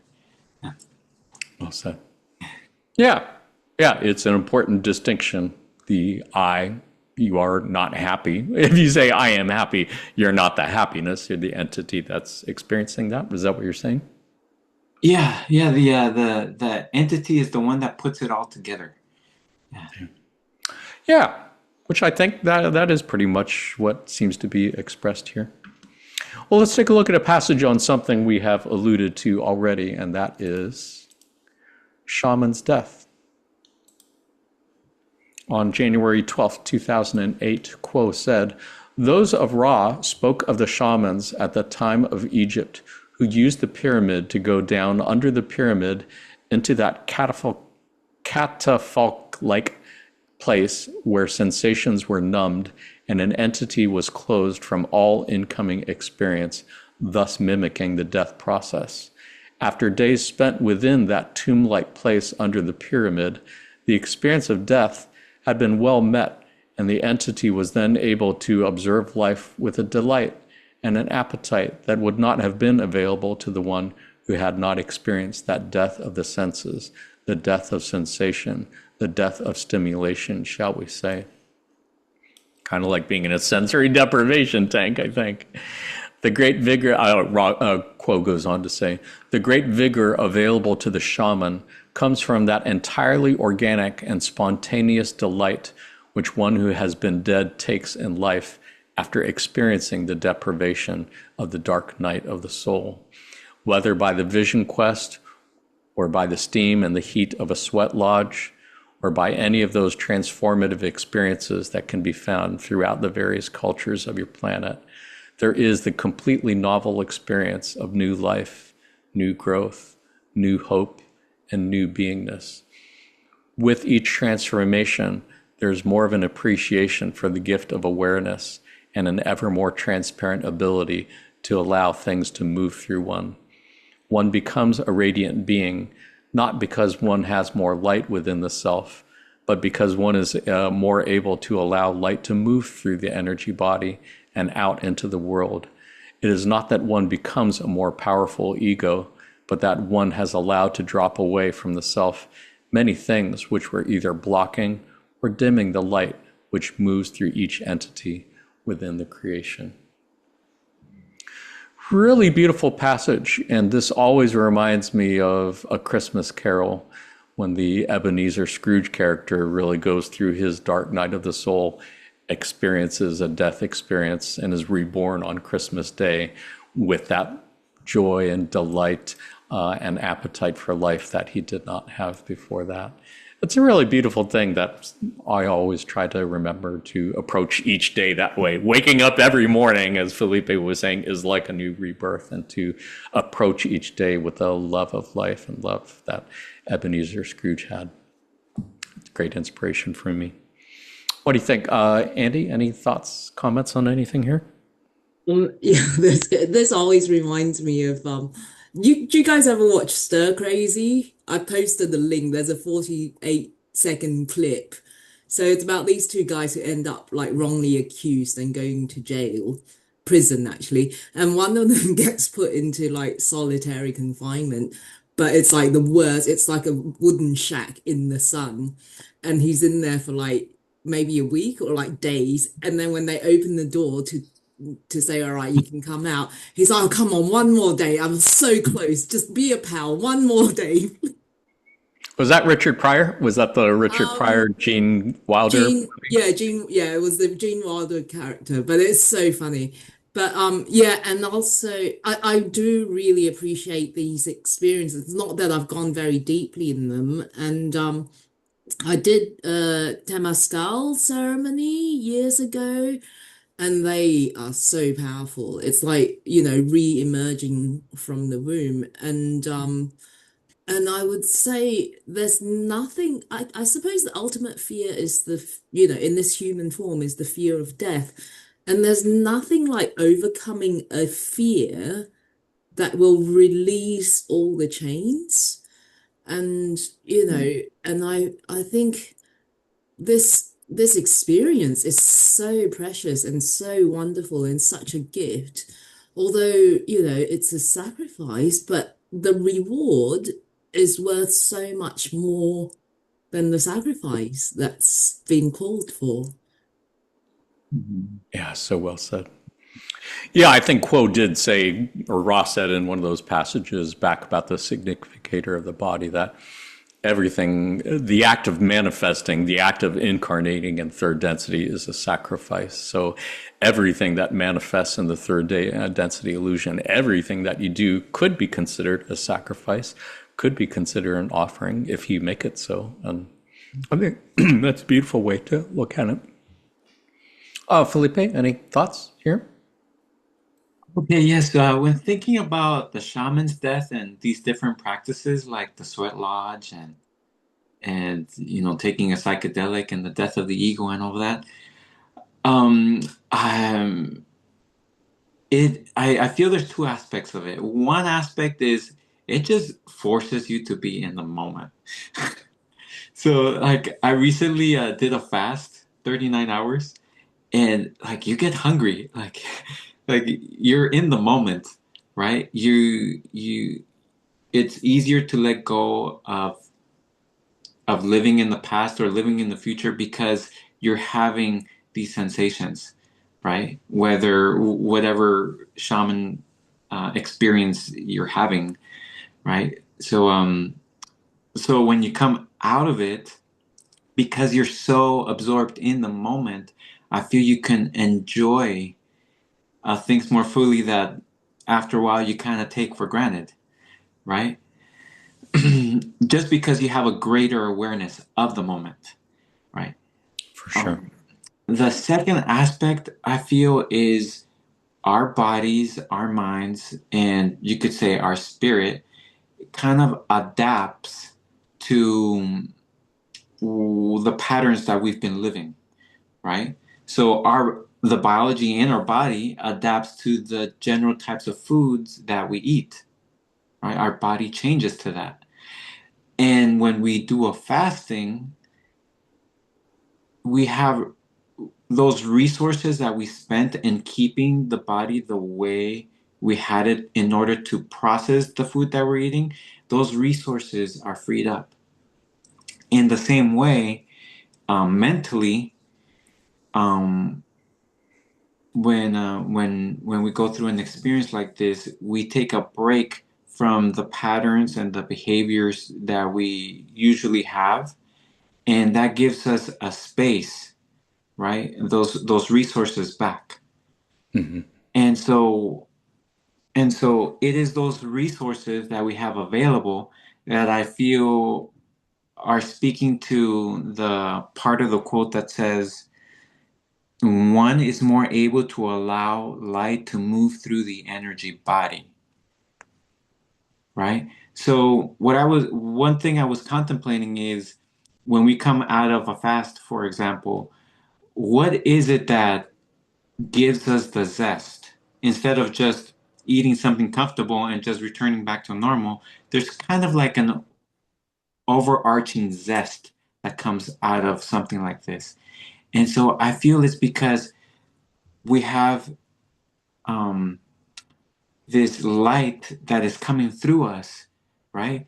That is infinite in possibility and infinite in love, right? And so it is that expansion slightly to that infinity that is that zest that we have when we come out of something like this. Yeah, great example. I could easily see how fasting is a sacrifice and kind of a death and rebirth experience, denying yourself something that's a basic need for life. That all makes sense. I think I've heard other people say a similar thing. They did feel more purified. Their body did feel more light afterwards. And great lesson, I think, for our viewers. What do you think, Patty? Anything to add? Yeah. Um, there's there's an artist who I'm just a little bit obsessed with, Snow Raven. She is in a couple podcast interviews, she's mentioned, and on her Instagram, I think, um, I'm not sure where else, but she's mentioned because she's an Arctic Siberian Saka shaman, and she talks about the traditional process that the shaman people go through in their culture, and she calls it etany, and it's like it is like a death. It is you take on the darkest emotions, the densest vibrations. You take on the karma that no one wants to deal with. You trudge through it rather than avoiding it. You confront your unconscious mind. You confront your habits and your likes and your dislikes so that you don't have aversions or attractions. So that you have this somewhat objective reality that you're in touch with, like how we talked about the racial mind, the planetary mind, the archetypical mind. These are accessible to the shaman who has died to their ego, that their ego has fallen apart and they've integrated that. Not everyone whose ego falls apart integrates that. That's if someone stays in a psychosis state and doesn't reflect or work on themselves, or if they have an aversion or an attraction to whatever it is, then it can fall apart. That's where it's so pardon my French, is a mind fuck, because desire is the. That's why, like, I think you mentioned sweat lodges and vision quests, because you're confronting desire itself. You're confronting the creator. You're confronting the destroyer. The desire is the universe. Desire is how we suffer. Desire is how we stop suffering. And if we know how to confront the primal desires that we experience in the moment, then that can be transformative in and of itself, because we can step into creatorship. We can be the creator when we control our desires, when we know what desires might come up, when we embrace our desires, when we like it's not necessarily about controlling necessarily. It's like stepping into the control of it by knowing that you don't have control. It's such a weird. That's a lot of stuff you're putting out there, my friend. I'm sorry. No, it makes sense though, and I would imagine that loss of ego is in many ways about being one and losing the sense of individual self that's separate from everything else. And I think that's something we're all striving for in the law of one. So yeah, I could spiral out there. Yeah. Well, we have been going for a pretty solid 2 hours at this point, I think, and probably should start winding things down for sure. Does anybody have any last thoughts on this passage before we look at one more passage? I just have a quick sound bite for Patty's comment, and that's you become invincible because there's nothing to vince. Nice. Wow. Nice. That is a beautiful thought. Yeah, and I think in talking about control, I know it has been said more than a few times that control is central to the left-hand path of service to self, and acceptance is really key to the path of service to others. So being able to accept the world as it is, as opposed to trying to control things and fix things, I think is a big part of the lesson for all of us. Which may well be a great segue into our last passage, and that is on transforming the world.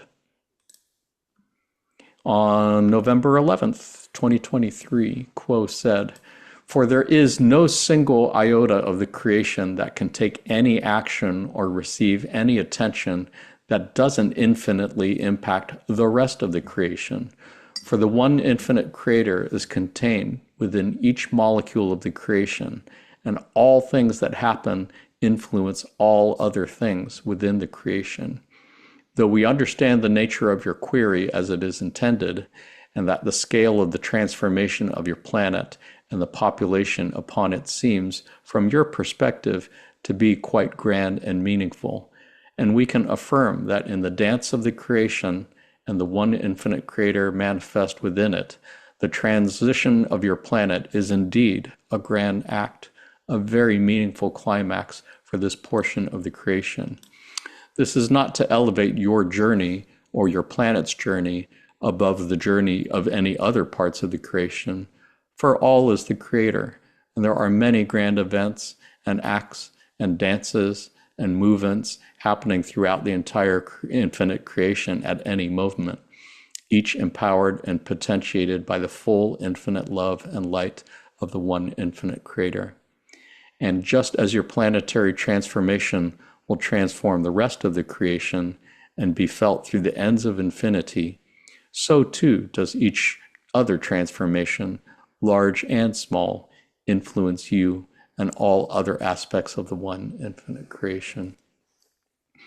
It's a really beautiful passage that I think is, like so many other things, paradoxical. They're saying that, yeah, just as you transform the planet. And just as the planet transforms, it transforms you. And everything on every small act of transformation on the smallest level affects everything else in the infinite creation, just as we're affected by everything else. It's a really beautiful way of saying, again, that all is one and that everything is connected. What do you think, Felipe? Any thoughts on this passage? Yes, this passage reminded me of the planetary mind, right? And our relationship to it. So when we looked at the diagram, when we saw there were cycles of learning, right? When we figure something out, a little pattern, I feel like we're contributing that understanding to the planetary mind and the collective subconscious. So, for example, there was a study where they researched the time people took, the groups of people took to solve a crossword puzzle. So the first day the crossword puzzle came out, a group of people sat down and they solved it, right? And then the following day, another group of people sat down to solve the same crossword puzzle. And statistically, it was shown that on the second day, that group solved the crossword puzzle faster, right? So that means that there is a collective subconscious, right? And the acts that you take in your day-to-day life to polarize to the service to others path, for example, that what you do, that thought, that realization, that understanding becomes available to everyone else in the planet, right? Yeah. And that also reminds me of that quote that Ross said when they were talking about advertising or marketing the law of one. And Ra mentioned there is no need to do that as long as the message reaches one person, it reaches everyone. That's exactly the passage I was going to bring up in response to that. We must have been on the same wavelength. Yeah, what a beautiful lesson. What a beautiful thing to contemplate. What do you think, Patty? Any thoughts on anything? You just said it, articulated it beautifully, Lupe and Jonathan. I don't Nice. think I can add to that. Like, hard to follow up these notes sometimes. Yeah, no, I What do you think? appreciate it. And it's good for a reminder for our viewers. Sometimes silence is the best response, and appreciate the thought that went into that. Oh, Andy, anything? Yeah, your story, Felipe. Apparently, there was a study done in the 60s of these like monkeys on two different islands. I don't know if you know about that, where like one group suddenly washed their bananas or something, and then, like another group, like very soon afterwards, realized that if they washed their bananas first, it tastes better. And, they had no contact with each other. But it brings to mind the idea of the tesseract. I don't know if you've seen that short clip of the tesseract. So if you imagine a cube within a cube, but then it's like all like six walls are mirrored. So whatever goes in one cube goes in every cube, like infinitely as well. And yeah, that image sort of it helps me conceptualize this. Nice.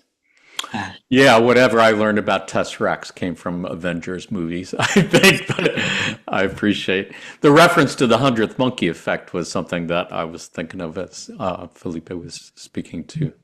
Somehow, when you reach a critical mass, the so-called 100th monkey, it provides information to be transmitted through some non-physical, non-time space way, or space-time way for that to be communicated. I'm like the millionth monkey. I'm like the always the last one can go, oh, did everyone know this already? How, like just like when you said we're no longer in quarantine, I'm like, what? When did that end? That's so funny. Felipe, did you have any follow-ups on that? Any thoughts on this? Yeah, since we're speaking about the transformation of the planet and how we can help with that, within our own lives, I just reminded of the number one recommendation or suggestion, like in all of the channelings, is to meditate, Yeah. right? So I feel that is one of the most powerful ways we can transform ourselves and the planet, because there's just so many answers, so many things people have figured out already, right? That if we just meditate and listen and just reflect and contemplate, that can really accelerate whatever it is we're doing, just simply through tuning in to what's already been figured out. There's no need to do it all over again. For sure. Yeah, like what you were saying, when one person has a spiritual awakening, it kind of has a chain reaction effect that you might not be able to see. That's not necessarily measurable by instruments, but that causes others to have their own awakenings also. It's a beautiful and inspiring thing, and apparently it is what's happening on the planet in mass numbers. That's beautiful. Beautiful way to close. Shall we go ahead and wrap things up? Sounds good. So where do we go from here? What are some takeaway lessons we might have from our 2 hour plus conversation? I have 5 things for you to consider. 1, yeah, if you can remember, the death of the caterpillar is indeed the birth of the butterfly, and you cannot have the butterfly without the death of the caterpillar. And then in many ways, that is kind of what we're seeing on planet Earth at this time. And that you are transforming along with the Earth from 3rd density to 4th. And that transformation through sacrifice is commensurate with purity. That can be a big part of one's own personal transformation, which is basically about death and rebirth. And that what you do changes the world and the whole universe.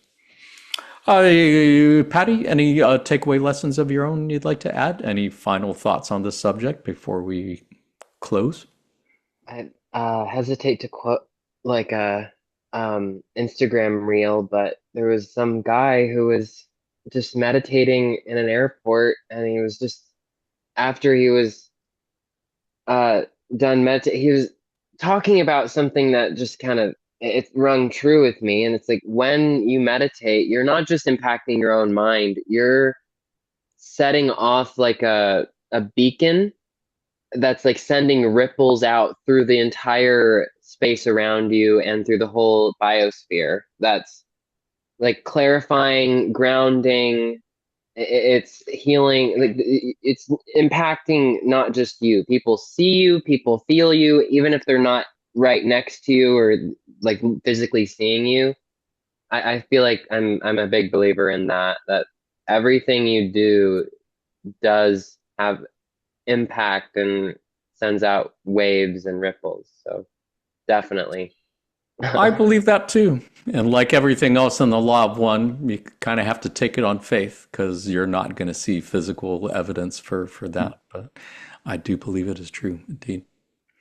Andy, any takeaway lessons of your own you'd like to add? Final thoughts? Just more questions as usual. It's like, when we think about like 4th density, and moving into like a collective and being of one mind. I just like I can't comprehend. Like I'm one person and I definitely have more than one mind. Like I argue with myself, and sometimes it's not just one me arguing with another me. There's like a room full of me's all arguing at the same time talking over one another. And it's like, how do you have just one mind when this one mind has multiple minds within it? Like, how's how's that going to work? I don't know, but I'm picturing the Spider-Man pointing meme with a bunch of Andys in it. So thank you for that humor, that laughter. Felipe, any takeaway lessons you'd like to add? Final Yeah, thoughts? I just really relate to what you said, Andy. That is one of my favorite ways to meditate, by having a conversation with myself and just kind of looking at things at different angles, and eventually something pops into mind, and that has really worked out for me, actually. So yeah, I love that. Overall, I would feel my takeaway message is, I think, to quote Bob Monroe, who was an amazing lucid dreamer and astral projection person. He said, "You do the best you can," right? And so we have these goals to transform, right, and to be as a certain way or a certain being, and sometimes those goals seem so far away, right? But we're here and we're now, and we have transformed, right? Although we don't necessarily see how it could happen, right? All it takes is just one step at a time. Just tackle it one day at a time, right? Beautiful. And so, yeah, just have faith, and transformation is the way this whole thing works, and you will eventually get there. And another thing I like to mention is that the universe is intelligent. It responds to what you do and the way you you state your intention with what you do, right? So yeah, just have faith in yourself and be easy, and just do the little bits that you can here and there, and don't feel like you need to do it all at once. Eventually it'll just happen on its own. Beautifully said. Do your best would probably be a great takeaway lesson for every podcast episode we do. So appreciate that encouragement. I did want to say to our viewers, if you enjoyed this episode, if you're still watching at this point, you might want to check out our episode on fourth density, where we looked at some great passages about what we can expect to see as Earth continues to transition into fourth density. And if you enjoyed all the stuff about archetypical mind, check out our podcast episode on archetypical mind, as well as archetypes of the mind, looking at those 7 in particular, archetypes of the body, looking at those 7 in particular. We have not done archetypes of the spirit yet, but it will be coming soon in the foreseeable future. Again, check out our podcast episode on divine feminism to look at balancing male and female energies personally and planet-wide. Awakenings, great episode on personal awakenings and planetary awakenings. Hero's Journey, about the journey of transformation that each of us goes through in our experience. And lastly, creators and co-creators, looking at how we have the power to control our own transformations and transformations of the planet. And with that, let's have a little pop quiz. Pop quiz, of course, is something we like to do at the end of our podcast, just to end our otherwise serious discussions on a lighter note and maybe look for law of one connections in pop culture. Since today's episode was about transformation, I thought it would be nice to have a pop quiz on a transgender actor, well known in pop culture for starring roles in such great movies as Juno, Inception, X-Men, Last Stand, and the TV series Umbrella Academy. Panelists, do you know who I'm referring to? No, I don't Elliot know. Page. Oh, okay. Indeed, yeah. Are you guys fans of Elliot Page, formerly known as Ellen Page? Nice. Yeah, I Yeah, don't remember him in Inception. Oh, yeah, she was the architect. yeah. Ah, Indeed, indeed. Yeah, before his transition, he sure even I'm like, I misgender myself sometimes, so Mhm. it's oh, with an actress or actor, someone who's trans, like who was a public figure before they transitioned and publicly transitioned. The whole nother ball game than someone who transitioned and then has done public things. So Big time. it's very courageous. Yeah, the pressures they faced to stay female, even though they did not identify as that. Well documented in the book that he wrote called Page Boy. So I have not read it, but I learned a lot about this inspiring person in the course of writing this pop quiz, and a great lesson in being who you really are on the deepest level. There was a passage from a channeling session not that long ago on March 22nd, 23rd, where there was a question asked specifically about transgender individuals, and Quo said that there are many influences upon each individual, and these influences are the purview of the individual to decide how the individual can relate. And it is the sovereign right of each individual to use the free will of the Creator in expressing the identity despite the circumstances of the body complex. We also feel compelled to point out that at this particular juncture of your cultural evolution, that such an expression carries much cultural catalyst for the individual. That too is an influence upon such an expression, for it may be chosen pre-incarnationally to engage in such an expression that challenges the self within society and generates catalysts that require some intense processing and contemplation on how to relate to such catalyst, and with acceptance and love, strength and truth, and the ability of the self to step into what one knows is true for the self and to follow that path regardless of the thoughts and opinions of other selves. Beautiful passage that certainly applies to a lot of folks, but certainly to those who are in the LGBTQ community. And in this case, transgender. So, panelists, I'm going to ask you 4 questions, I believe, about Elliot Page. See how many you can answer correctly. Panelists, go ahead, say your answers out loud. If you're watching this on video, say your answers out loud so we can hear you through time-space. Ready for your first question? True or false, Elliot Page won an Academy Award for his role in Juno? Worth noting that Elliot Page is the person on the right in the poster and not the person on the left, since they identified as Ellen at that time. True or false, did they win the Academy Award for that? I don't think so, but I'm going to say yes. Yeah, true. I'm also going to say true. I don't know, but true. I think. What do you think, Felipe? True, yeah. Nice. They did not win. They were nominated for an Academy Award, but they did not win the actual award.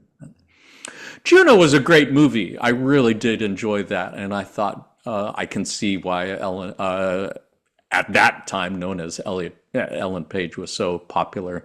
They really just played that role with authenticity and genuineness and real, beauty in their own way.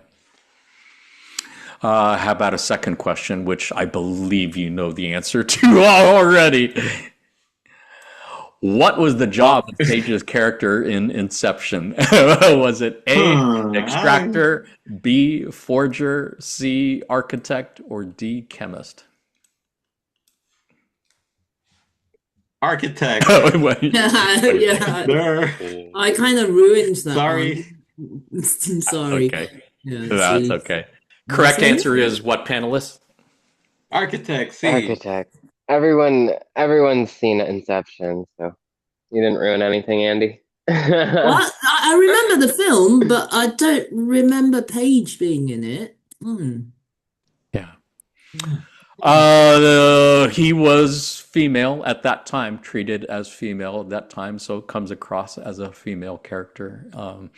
The name of the character was Ariadne. Anybody know what the significance of that name was in the movie?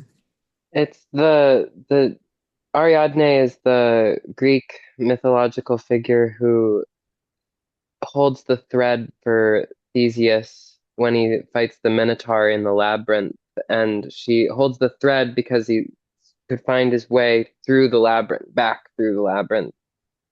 Well done. Well played. Yeah. Well, it's in Greek just mythology. One of the best names, and was one of the ones I considered, but it's a little Sure. much, so I did.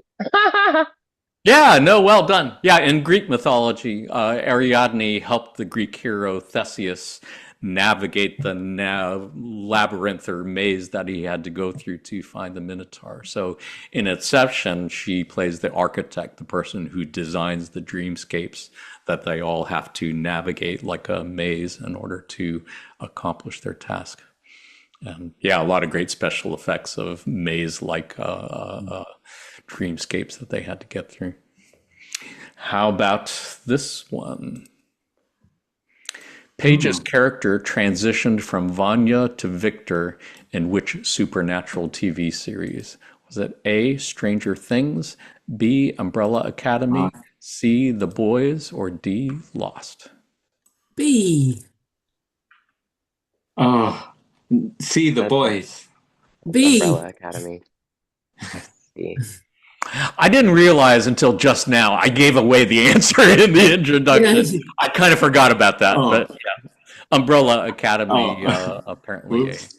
supernatural TV series where they played a superhero, I believe. But yeah, this actually did happen during Paige's real life transition. And so they were, to their credit, the producers of the show integrated that into the storyline and showed how that character came out to the rest of the team as male. And team said, cool. Okay, that was nice. Have you seen it? ending I was- confess I have not watched any of the Umbrella Academy. Has anybody watched any of it? Is it a good series? I little really bit. liked it until the ending, which I felt like was such an anti-climax, and now like I just have to see the title and film, and it annoys me because like the end, you know, like they built it up so much, and then the ending was like, pfft. Isn't it based on the comic, or is the comic based on the show? I don't know. It's usually the show. The show usually comes after, so That's what I was assuming. You might, I don't know, because I haven't finished it, but the comic started out pretty good. So it reads a little differently than the show for sure, but yeah. I'm not sure Oh, it how it was ends. brilliant. I loved the show right until the last episode, and then I was like, what? Yeah, who would have thunk that Hollywood would end up disappointing folks who read the original source material? How about one last question, and that is this. Paige knew he was not a girl at what age, according to Paige? Was it age 4, 6, or 8? Wow. I'll say Well, that's B, pretty tough. 6. I don't know. That's I would say about when I 8. Nice. Yeah, I'm going for 8 only because I like how 8 actually, I'll say 4. I'll say 4. I'll change mine back. I'll go for 6 then, and then we can out. Just cover all the bases. I like how you guys work together as a team. Yeah, indeed. According to Paige, the correct answer is 4. Even as a 4-year-old, he used to try to pee standing up. And I'm quoting Paige from his book, I think, Page Boy. He said, I would press on my vagina, holding it, pinching and squeezing it, hoping I could aim. He knew girls weren't supposed to do that, but he didn't consider himself a girl, and he didn't quite know what he was. All he knew was that he felt a huge amount of discomfort with himself and emotional pain. He self-harmed at a young age, smashing himself in the head with a hairbrush when getting ready for school, failing to recognize or accept the face that was staring back at him in the mirror. So, yeah, I did not know that until I wrote this pop quiz. And wow, what an incredibly difficult journey it must have been being, as you said, a successful actor who was successful because they were a girl, and they faced enormous pressure to stay that way. So huge kudos to that person for the courage and transformation that they went through. What was your own story, Pat? When did you say that you realized that you were not a boy?